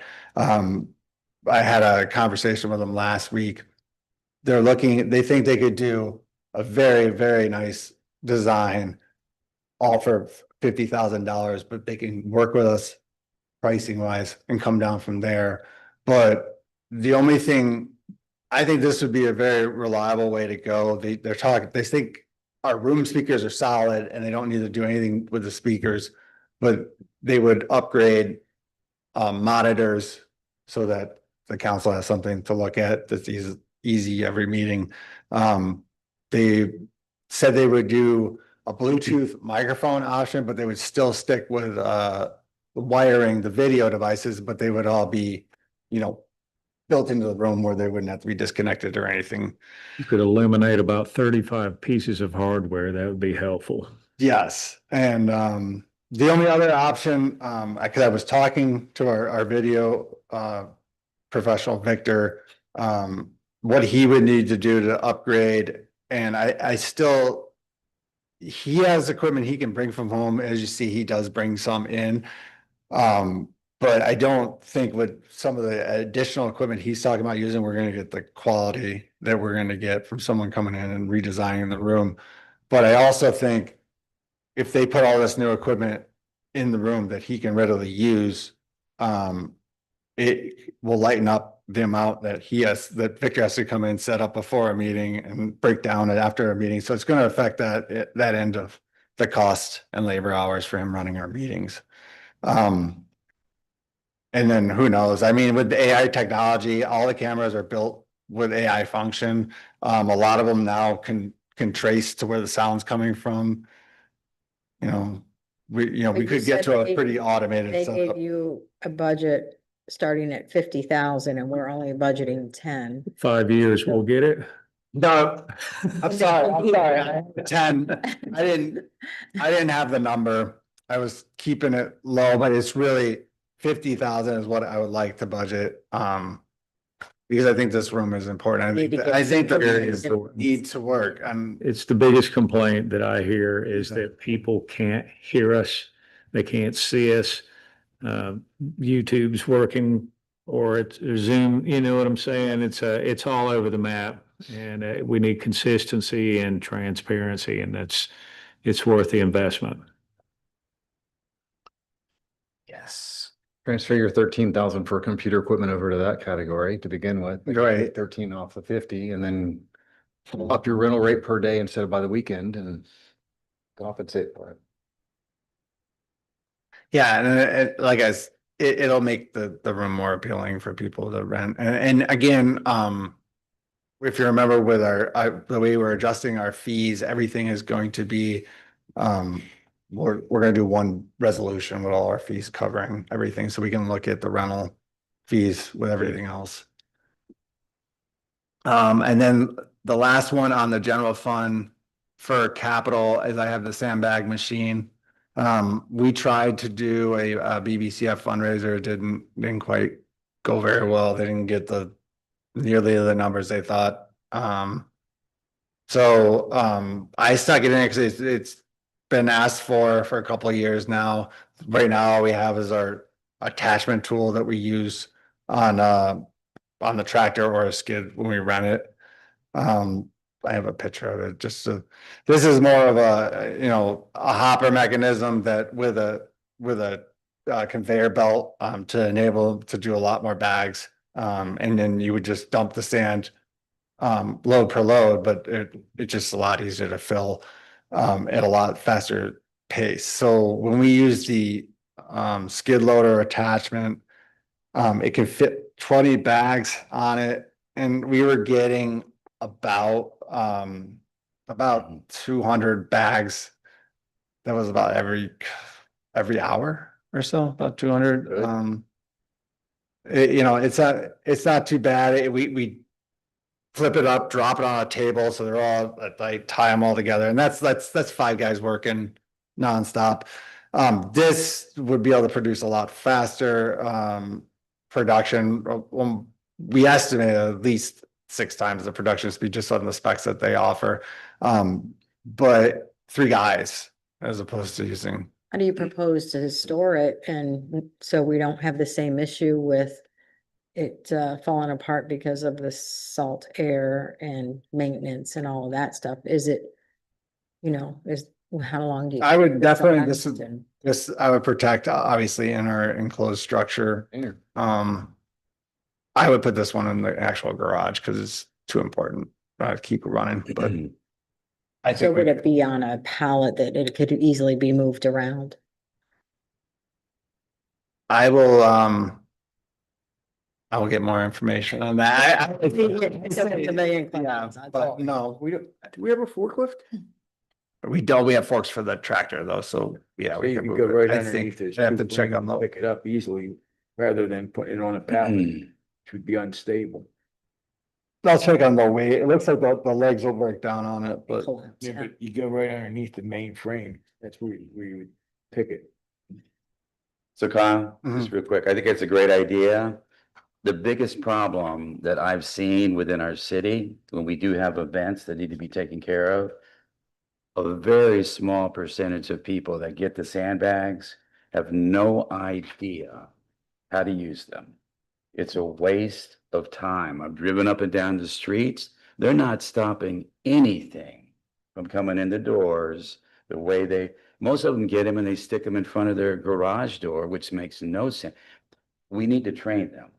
Pinellas County has a lot of information on their site to tell people exactly how to use the sandbags.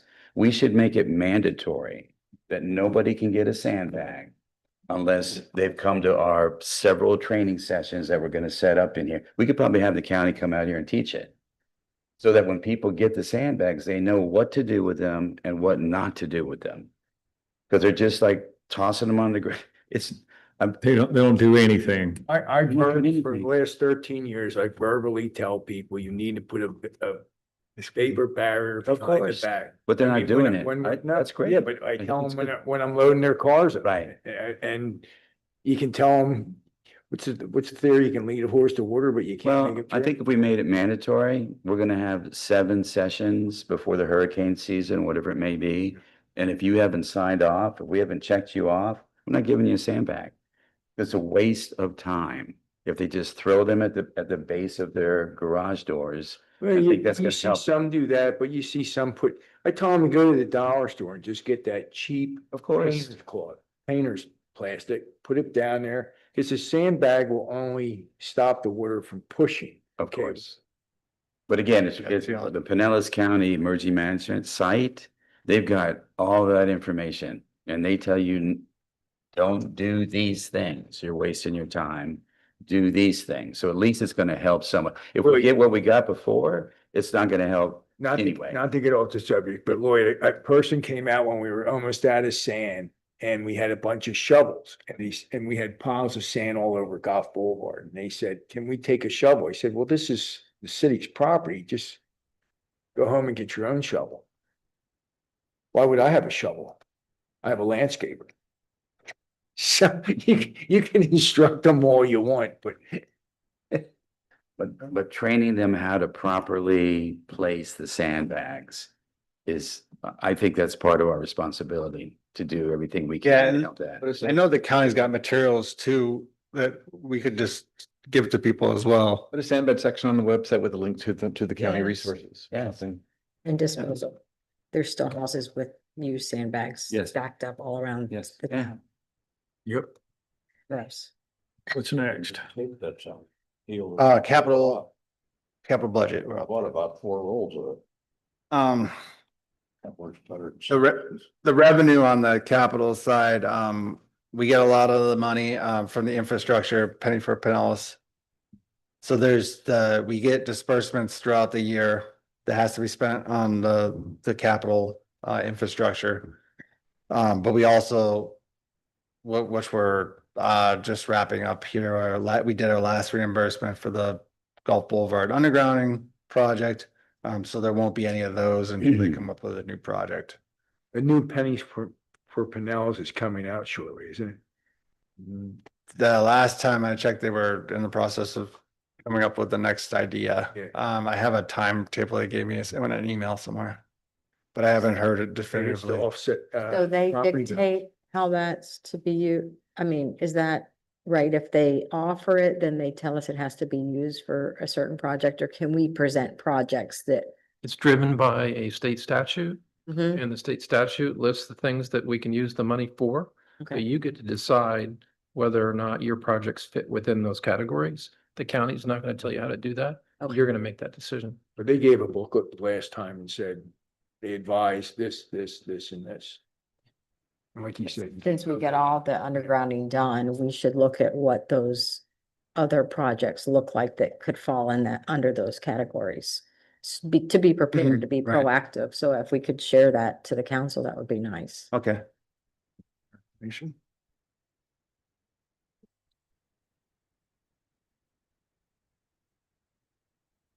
Okay. Interesting. Special assessments. Let me check. Nice fund balance. Okay. Trying to think, special assessment, this is. I just want to go back and check 325, 100. Is that the storm? No, because that's under the stormwater fund. I just said. So quick. Reports.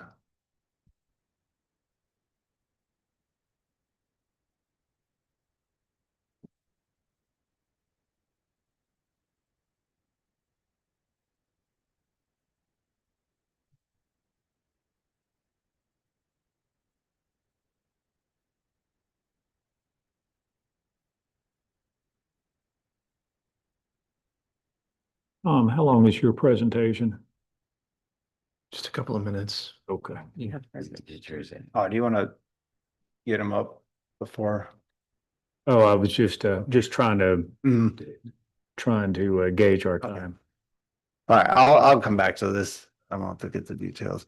Yeah, there's a special assessment revenue, but I gotta look up. I can't remember right now where that comes from. But going into the projects. This first one. Okay. So again, some of these are just upkeep, roof replacement for the community center. We continue to save for it. The flat roof is holding up. We just expect to go first. And also our gutters, as you know, have been deteriorating, but we've been removing those as they have rusted. So right now, no plans for the roof until we run into an actual maintenance issue.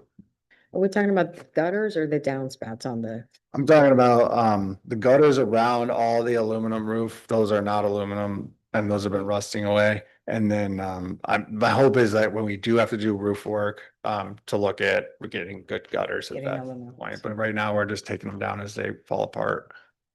And that's just what they've been doing. They're not good material. Kyle, Mhm. we back up a little bit. There's a question I have. Sure. On a couple of page back, you're talking about replacing causeway bridge lights. Oh, that's coming up. Yeah. Why would that be under our So expenses? So that is every year. The prices have gone up. We've been having more and more light issues. I don't know if it's just from the storms or what, but every year anytime the lights break down, we have to report it to Pinellas County and then they send their staff and they bill up. Responsible for causeway bridge lights? We are responsible from the top to our side. Really? Yeah. It's one of their different colors. In different style. I thought they were responsible. So why can't we put a toll in there, and recoup our $190,000? We don't have If control we of the road. represent the residents and a dollar, it would cut down the traffic and. They tried replacing some of them a few years ago on the other side. Mhm. And we had a storm go through and the railings are still bent from where the Mhm. poles fell. Yeah, from Irma. Yeah. They lost all theirs. Yeah, so $10,000 a year has been covering it for bridge light fees. But I never knew that's that. just ongoing. Mhm. There's one out, I call Kyle. No, I knew they had to be replaced. I didn't think we paid for that. I thought that was. Yeah, they charge us every time. Well, maybe at one point they weren't charging us as diligently, but they're definitely charging us every time now. So HVAC, we continue to save for when the condensers go.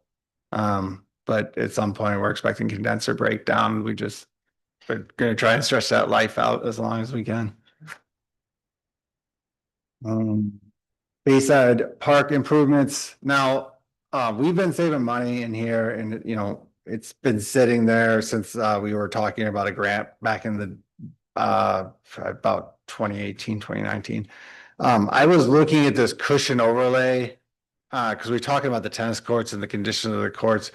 That I thought this might be an avenue, this overlay stuff, but they told me if there's cracking underneath and it's gonna come back, it's gonna deteriorate this product too, because to install it, they have to get everything smooth and filled. And with our issue is those cracks are gonna return, so they said they would never put this down because it just won't work. But that vendor is at least gonna give me some other options of vendors to take a look at our court. I did call Indian Rocks Beach today just to find out if they did anything different at Brown Park.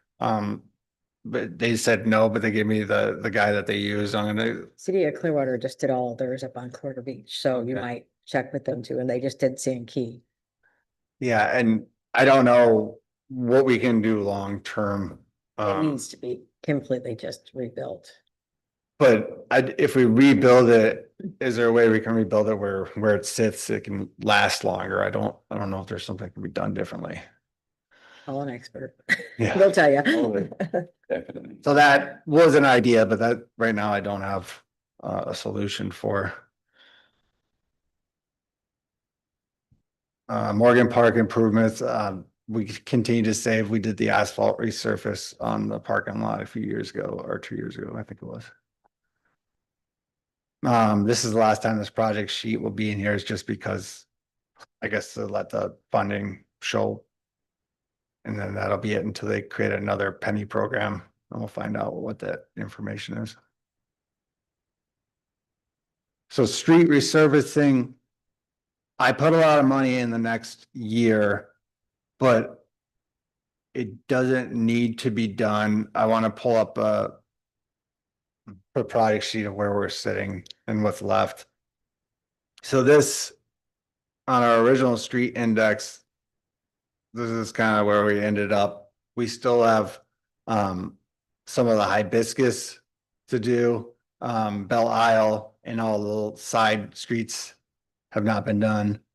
And then this one as well, Bayshore Drive, when we did the projects on the numbered streets, Bayshore was the one that did not get done. The pavement was in slightly better condition. I put this because it's still on our to be done list. Residents on these streets have asked me when the paving is going to get done. It won't be able to get done until we budget enough money to do it. If we were to do all these streets and all these streets, leaving us just these, which are in the best condition, besides the newest, that's how much we would need on the asphalt side in the next year to pave.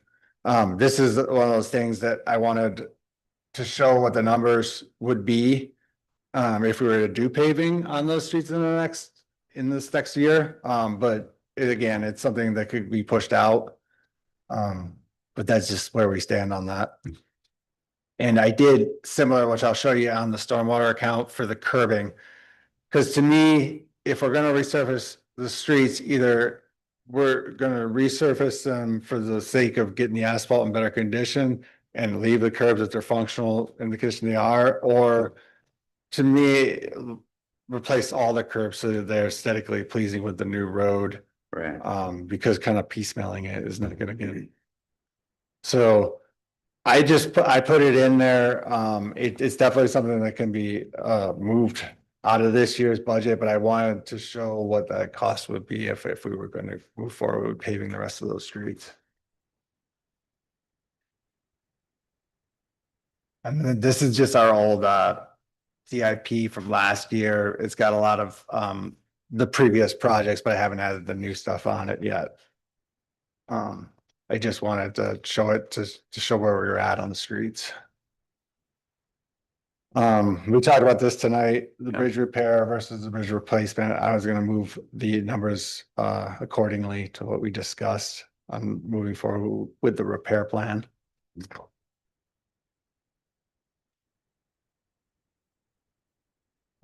Harrison Avenue Bridge repairs. We haven't had to do any major repairs on that bridge since the last seawalls and embankments were done. And they did a full inspection last year, and that was the first one that was done since the repairs, and it passed in great conditions. So we're still looking good on that bridge, just keeping a plan to save money going towards when it needs repairs. And then kind of the same idea here with the replacement.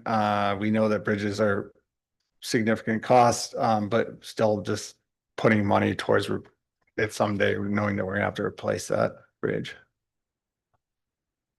Here's the bridge lighting replacement. Okay, so I got 12,000. I think we stayed right around 10 and change. You can look that up. City street lighting program, this one, I'm not, adding more funds to it this year. We have a pretty good amount set aside. What we are, I'm experimenting with the solar light we've installed over at the circle here. I like the light. I want to see, experiment with how much it can throw, like at full percentage. But it dials right into the phone app. You can control it from the computer. Seems to function like well. I went out there, tested it, turned it on. We did the install. That was pretty simple, you know, just embedded it into the ground.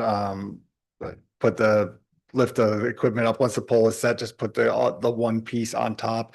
A little heavy, but we figure we can adjust and do that in-house. But I am still looking at, I just recently had a request on Harrison Avenue towards the east end, the cul-de-sac, for more light. So to pilot a program, what I'm looking to do is put together something where if someone lives on the street, they feel like there's not enough light, they can go on the website, they can put in the interest to more street light or some kind of program so that we can come out, we can look at where a street light could go, we can put together some proposals of locations, talk to the neighbors, find out what's going to be best for that community, that neighborhood, and then sort of do the installs like that. There's this one on Harrison. I'm going to give them the option to look at the Duke option versus the new solar. But a positive, and using that location, if they do like the solar option up there, is that one control link on a solar light can control 30 lights within a mile. So we got a control link there that can control almost all the way up to Harrison, probably around like Morgan, but that's an ideal location on the north end of the city to control the rest of the city as far as the solar link. Still gonna check into upkeep and long-term planning, if this is a viable option, but that's just kind of what I'm piloting, my vision for how a streetlight program would work. What's the cost of each? Right now, we're about $8,000 per light. That's quite a few lights. There's quite a few lights, and not everybody likes light. Some people like light for safety, other people are very against light, and that's why it's very touchy. I feel like each one of these, when there's a light request, we need to talk to people, kind of like when we were doing with the median on Harrison, we had to go talk to. Just quickly is two things, is that Harrison light, you know, that we lost that fixture when the pole snapped in half. Okay. And so there was a fixture and Duke never replaced it. Okay. So just in case this isn't the solar one's not an option. And then two, the bell light at the crossing north of Harrison Avenue turns side. Oh, the Santa Bell? It has been for quite a while. And there's still, what, one street light on all of Ninth? Is that right? Probably, that's one of the darkest. Yeah, that's the one that needs it more than anyone. On what street? Ninth Street. Yeah. That's important. So Kyle, It's because they don't have power. Right. Yeah. we're just talking right now about the light fixture itself, pretty much, right? Not the pole. So with Duke, you can, if they have an existing pole, they can easily just put a light fixture on one and then wire it, and then you pay just the install fee and then an ongoing rental fee for that equipment. Okay. With the solar option, we'd own the whole light, we'd install it ourselves, and then we would maintain it. Kind of like we're doing for Bellevue Estate Island, but these lights are a lot So when you say Better by the low design. light, would that be inclusive of the pole? inclusive of the pole, everything all in one. Okay, Um, because I know we have discussed before trying to put an effort in to maintain aesthetically the same type of poles Mhm. and everything if possible. I just think it makes the city look better. mhm. But we have some parts of town that already have very, very nice poles out there. If there's a way, we could replicate that perhaps. Just so at the end of the day, I mean, a lot of towns you drive through and like all of the light poles are the same. Looks really, really, really nice. Um, I would, if we go in the direction of solar, I would lean towards the newer technology because this has improved so much since Okay. those original solar lights. And if we go that way, you're saying that is inclusive of the pole typically? That's inclusive of the pole, yeah, so the pole comes on the truck, you put the pole in first, and then once that's set, it's just lifting up the rest of the equipment and getting it on top Okay. in position. Your point, That, I would continue saving, I would continue to put Yeah. some funds in there. okay. Yeah. Okay. Yeah, I slowed up because of trying to develop how to do this and the But once you options. perfect it, then you're gonna be ready to make some, decisions and. Yeah, and I like, one thing I came up with the previous solar options is that just maintaining their look and, over 10 years or so, they start fading. The nice thing about these, but I want to talk to them about what it's gonna look like for upkeep, is the way that they're designed. They don't have the solar panels built on the poles, so like there's a lot less equipment spread out. Where if we replace the fixture and the top piece, then like as far as refurbishing the pole is basically a paint job. And everything else kind of gets transitioned out as the parts wear and tear. So Just remember, if we do a mass rollout, we're not hiring a dock company to install them. oh, right. Yeah. So we don't have the gas lines. What's that? Yeah, Yeah, the gas gas line, water line, power line, cable line. Well, when we did that one, and if we do another, we'll be hand digging. Like, that's just the best way to do it. I mean, if we were gonna do multiple, we'd still have to be extremely careful because, yeah, Yeah. the locates are never exactly where they say they are. Okay, moving on. This is just a picture of it lit, but as you can see, the pole in itself is pretty easy to keep maintained. It's just, I'll talk to them about kind of like this breaking down, but it's just a more compact unit that I think is gonna be easier in the long run to. The county put something like that on the north end at the crosswalk. I don't think so. No, okay. No. Some reason it just looks familiar.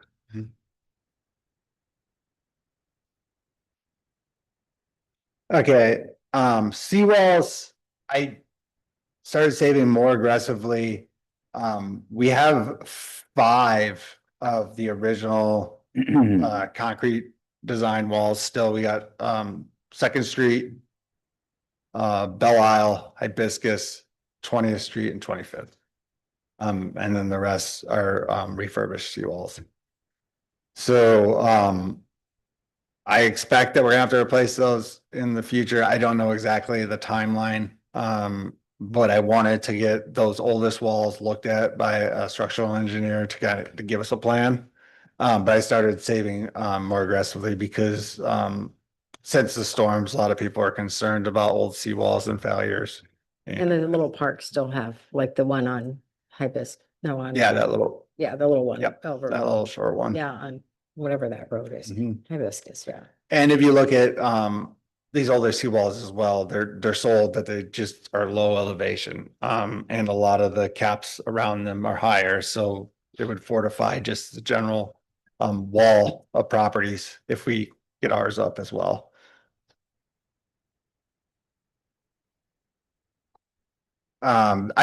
We have enough to replace a fishing dock right now. There's no need to save anymore because there's no docks that need to be replaced right as of now, so I stopped on that. Here's the access ramp. Construction, I think I'm on. being right around 20,000, but the surveying and the engineering is gonna be a little more, on the higher side. Hopefully the surveying is more like 10 grand, but, I have noticed that our surveying fees have increased even by, Shimp, who's usually, he's well known, but still not the most expensive, and even his are going up significantly. So the idea here would, basically to get the design for an equipment ramp, and again, this would be a heavy duty ramp for, full-size equipment to come down from our parking lot down into the yard area. And then, the money would have to go into getting all the surveying and design to make sure everything fits and it is put together correctly. But I do believe with the construction cost, we would not have to bid this project. So with a good design, it's something that we could shop around for and get it done. Bid it. Advanced crosswalk symbols or signals. I put these in. The county gave me a price of we have 4 crosswalks on Gulf Boulevard. If we were going to do more advanced signaling, with the purpose of increasing awareness and safety, so that reduce the chance of an accident. There's been a lot of I think every year when spring break comes through, we get more traffic in the area, but this year has been a significant, people concerned about speed crossings, and just general danger. We have the county coming next meeting to give us a presentation of all their latest collected data. But they gave me the price on for some advanced signaling, and I put that in there for consideration. Kyle, just real quick. So what 4 streets would that be? That would be at 6th Street, at 12th, 13th, at Morgan Park, and then at Harrison. Okay, and 19? And wait, 19th, there's one, right? 19, 1, 2. Yeah, That's that'd be 19. 12, 13. Both threes is one, 19 is one, Right. Morgan's one. Morgan. So more like 13th, 12th, and 6th. I think I got Here. 5. No, because I got Morgan 2. Right? 6th That'd be Street. Eric. I don't know. Yeah, There's one in Harrison Nineteenth, twelfth, and and 6th. So There there's is 5. There's 5. There is 5. Yeah. Okay. So we need to change that to 60. Yeah. Okay. If we like them, but I'd almost rather see another crosswalk, but that's then.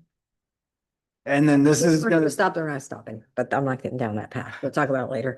this would be in conjunction with looking at the speed. We got a lot of data coming in to look at that. And Gulf Boulevard is either 30 or 35, depending on where you're at. And some people think our area should be 30 versus 35, but we want to present it to everyone and get the community input on that.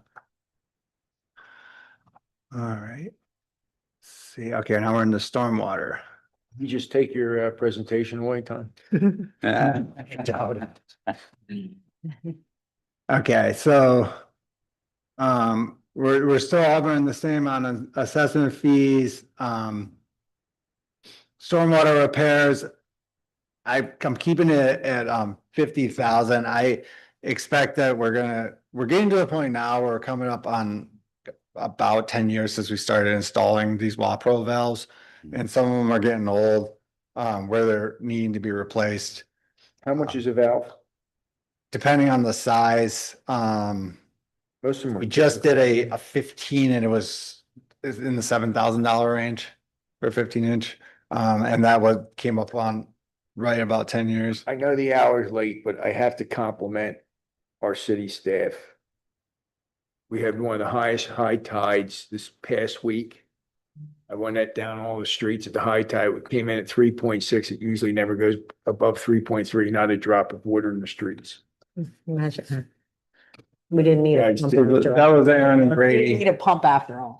Well, I mean, you would have, I mean, could you imagine if storm would have came in at 10 It was a o'clock? big rating. At 3.6, it would have never gone out till 3 o'clock in the afternoon. Yeah, so that street did very well in the last go around. Other streets, we're seeing where there is some water coming back, not to the full extent where the valve is not working at all, but we're aware that it's starting to let water receive back in. So we're We just monitoring took a that. meeting, but See, so get to the two projects. So this, 660 would be the price of, the valley curbside for all those roads, at our current pricing. Okay, And that's in the storm fee. Okay. Yeah, that's the best way to do it. so I just put that in there for consideration. But also on the stormwater, we have, you gotta do some work at the Fourth Street outfall, which I have a picture of. So this one, the valve is in the pipe and we're positive the valve is sealed to the end of the pipe. But the problem is this whole area around the RCP is, it's like caved and caverned in. Where we're worried about the structural integrity of this outfall coming and where it sits in the ground. Because every time this water comes up and fills the cavity and then washes out, it's undermining and it's causing this rear property to be more and more unstable where we have a stormwater pipe. So this is something I got some preliminary numbers on. It could, we want to look at it and figure out how we can get more support and concrete in there while working in the environment, the tidal environment, because the cofferdams and getting the water out to do the work is what seems to make these jobs pricey.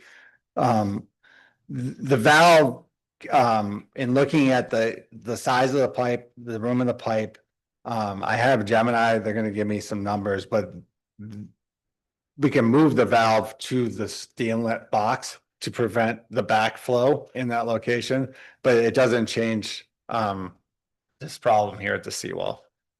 So this is what in stormwater, if we could do this as a lighter repair, that would be ideal. It's something like in the $50,000 range, but in looking at what's involved with the, having to do the damming situation, when we looked at those before, it could be a pricier job. Is that our property, that seawall, or is that someone's backyard? That's someone's backyard, and we just have a drainage easement. Okay. So we had prior year funding we had 200 in there. We didn't do anything with last year. We don't need to add anything more outside of taking care of this issue. But we don't need to budget it now. I mean, it could be something we adjust later, but I'm trying to anticipate the possible cost of the cofferdam. And then, construction. We're anticipating around like 200,000. If we got to go the full 9 yards with damming it off and then, digging down and pouring concrete in. I'd keep it in the budget. I think we need to allow for it. So we'll start on the engineering side of investigation, and then I'll have our staff move that valve. So at least we get the backflow stopped. We'll probably be replacing their seawall in the process, Yeah, seawall. but I'm worried with how far I know. that we gotta get in there. Yeah. Mhm. the problem is that when they put the sheeting in and they drove the sheeting, they drove it sideways and I don't know if It's all gonna if come there out. was a connection there. And then on planning side, this would be anticipation to try and get a 75-25 grant. But it's a watershed management grant.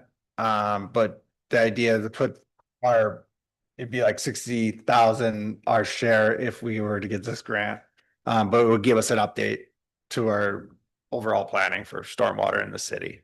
So I think this is important, and it's definitely something, if we can get it, worthwhile for the funding, at least to give us ideas and projections of where we're going.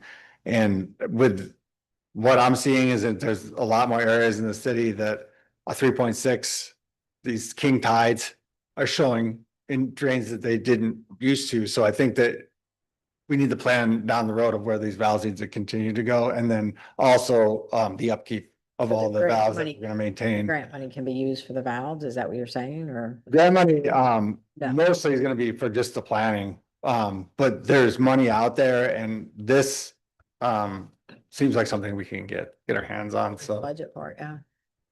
And if not, in the next update, we can look at pump force systems, but more so than anything, I think we need to look at all the outfalls, where we're at as far as what we got valves in, how long they've been there, and then the overall upkeep of are all these outfalls gonna eventually have valves, and then how are we gonna replace them throughout? Did that underground guy ever get back to you with the price? No. Okay. No, and like. That's when I said future pump or well project, I kept that idea in there too, but that's, ongoing. We're just looking at different ideas. And then now the Marina Fund, this is our enterprise fund. We reached all of our rate increases. Or our annual total is currently 68,000. We do the upkeep at the marina utilities and then keep saving for dock catwalk replacements. But until there's a major, if it's like a tie pole and it's a slip of season lifts, then if the piling goes, we're not replacing it. We're kind of letting them deteriorate. But at some point we're planning, we have to do catwalk and piling overall. Can we impose an assessment on the users of the marina for the work that needs to be done? I know we charge them a fee, but I mean, I don't know, the fee's the rental fee. Why do we have to do these expensive repairs for people that don't use the marina?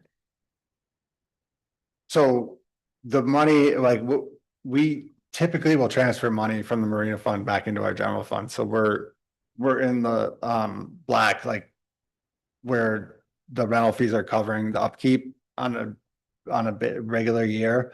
But at some point, there's gonna have to be some work on those catwalks and possibly a seawall, just depending on where everything's at, when we need to get it done. But it will involve, we'll get everybody out of their slips so we can, you know what I mean? I'm trying to let it kind of go deteriorate, but then upkeep it as we go, and then with a plan to do a So- major overhaul when the time is right.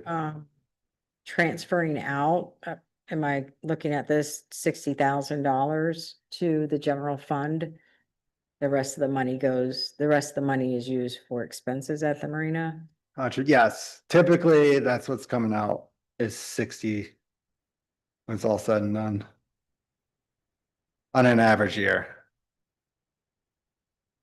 But I did have to increase utilities because they are slowly creeping up. And they don't pay their utilities either. That comes out of their monthly rent. Yeah, so we have to watch that transfer and how it's affected. Still a bargain for these guys. That's all I can say. Maybe we revisit rents. Yeah, could be. Did it over the last 5 years and now we're coming up. Go near back to another the slip assessment. reservations. Let's see. Yep. That one right there. We have 5 non-residents. They pay a premium for being non-resident. Right, That's the monthly rent? monthly, It's cheap. right? Mhm. I think there's there's an opportunity for some. Additional revenue. Yep. Not been that long since we increased them though, has it? No, remember it's spread out over a number of 20 years. to 25, we did increases. Yeah. 10 feet per foot, 20-foot minimum, 15 feet. Wasn't that increase supposed to last for like 4 or 5 years or something? I wonder what it's worth if you sell. Thought it was permanent. We can't. You can't sell? It was donated. Is there still a waiting list? Yeah, Yes. I go 20 and 25, but that's just my opinion. We ever do a market comparison? yeah, that's good. Yeah. If they had to go somewhere else? It's Yeah, there's a lot of variables. We don't offer the amenities that other marinas get for that type of price. We offer proximity. So, When I was paying up in Wisconsin for 6 months, $600 a month. yeah, but that's Wisconsin. I'll wait. I didn't know they had an ocean. Well, it comes with cheese though.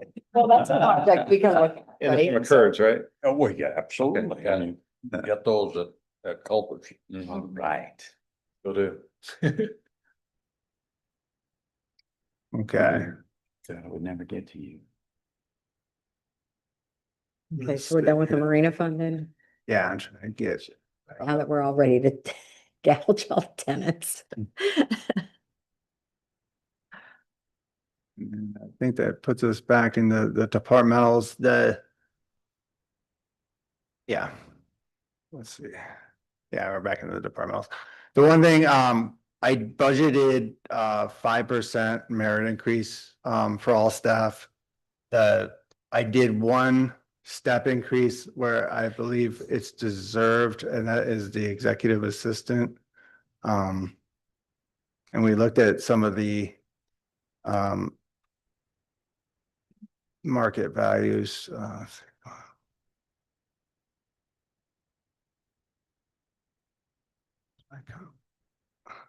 Oh, there it is. So my current is sorry, executive assistant. The salary we're at, there we go. Why won't this open? No comment.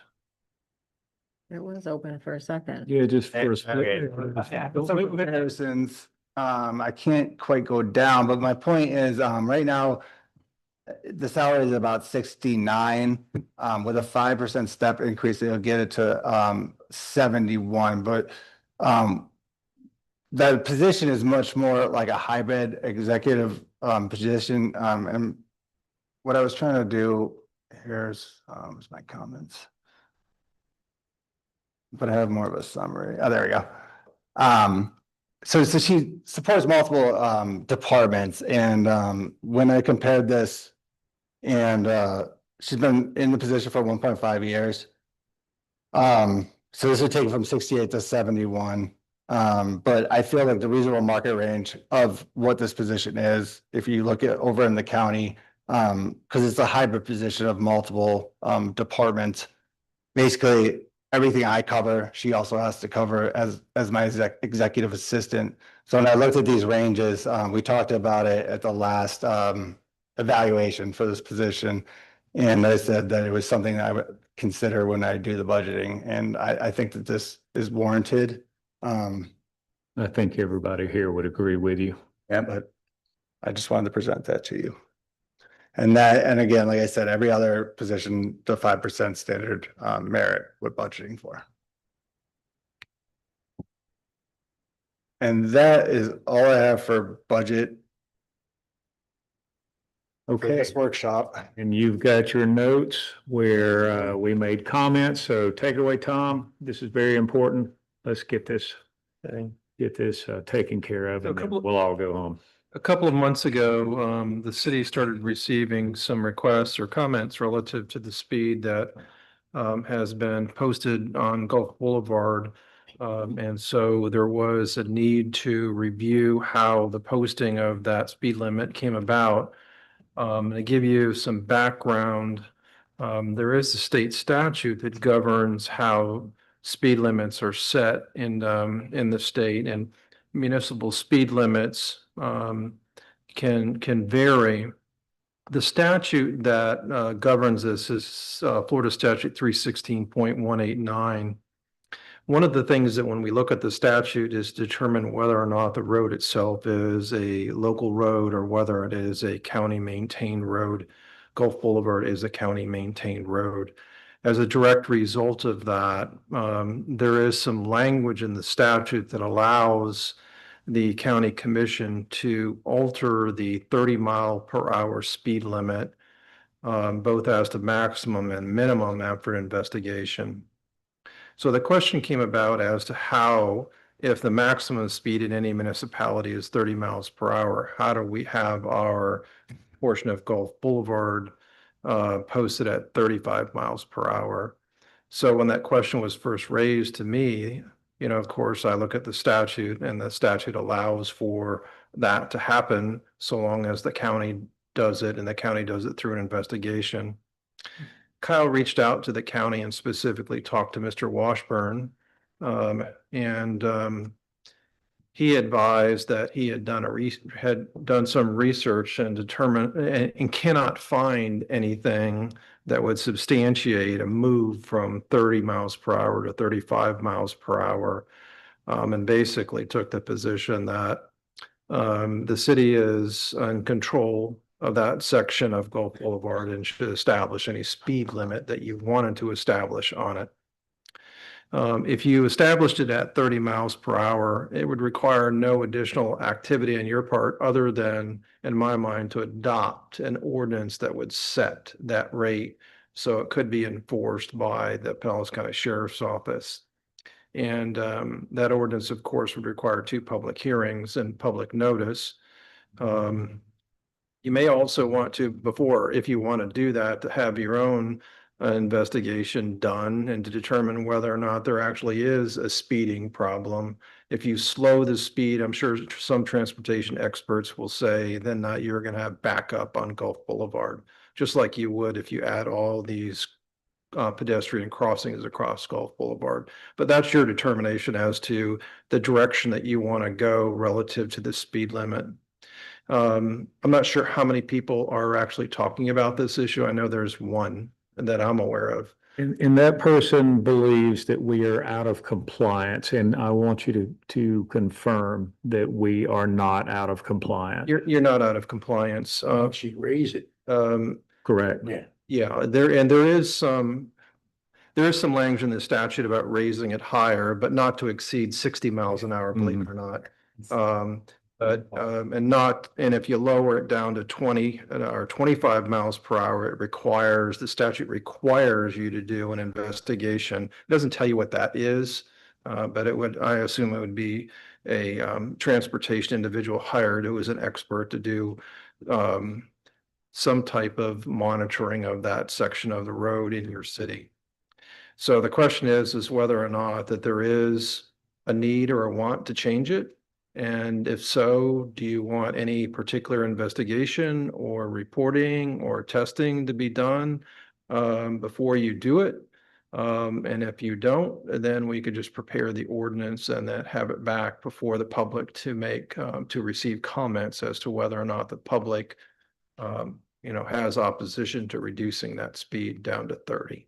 Who pays for the new signs? The city would be responsible for paying for the new signs. And obviously, if you were to change it, the posting of the sign is a requirement in the ordinance that you would post it down to 30.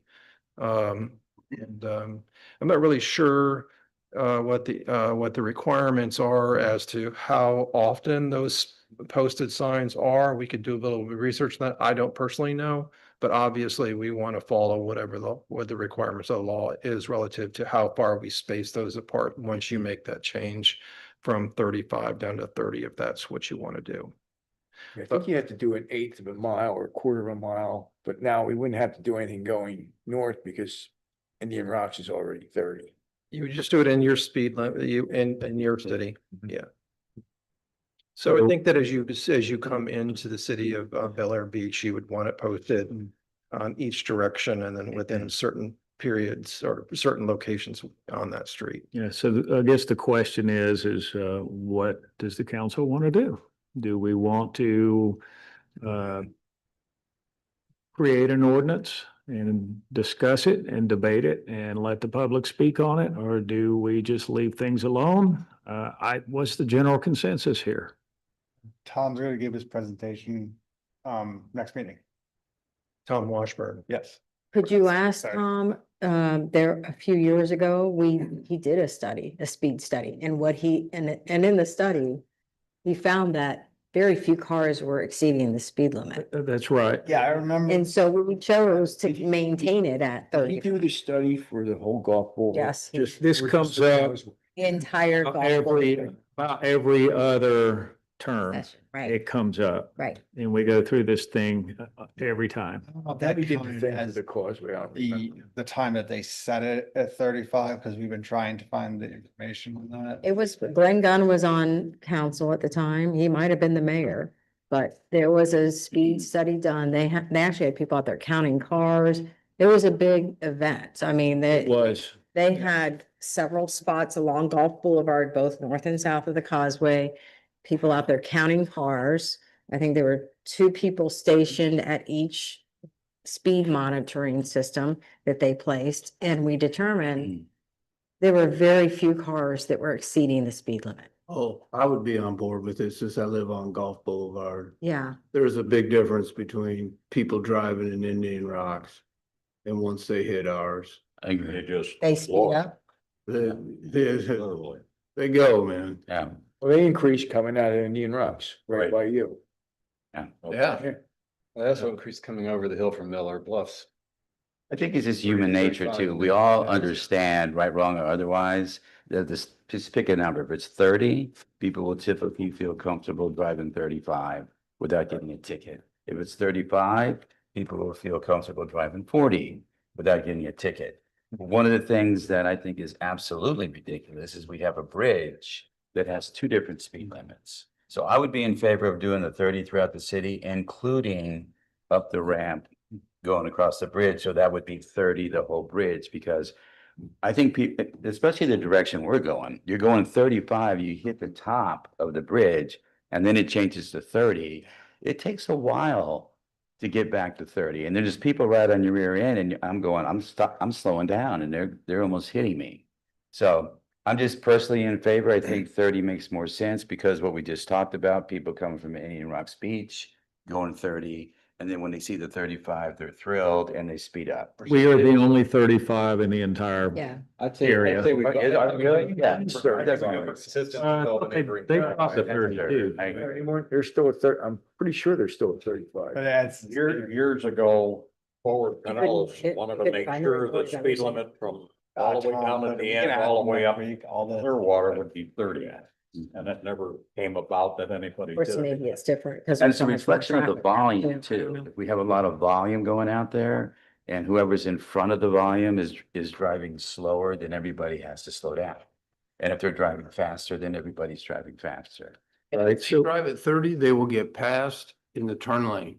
Yes, They do. yes. Yeah, I yeah, you're right. On the right-hand side coming over the bridge. 32.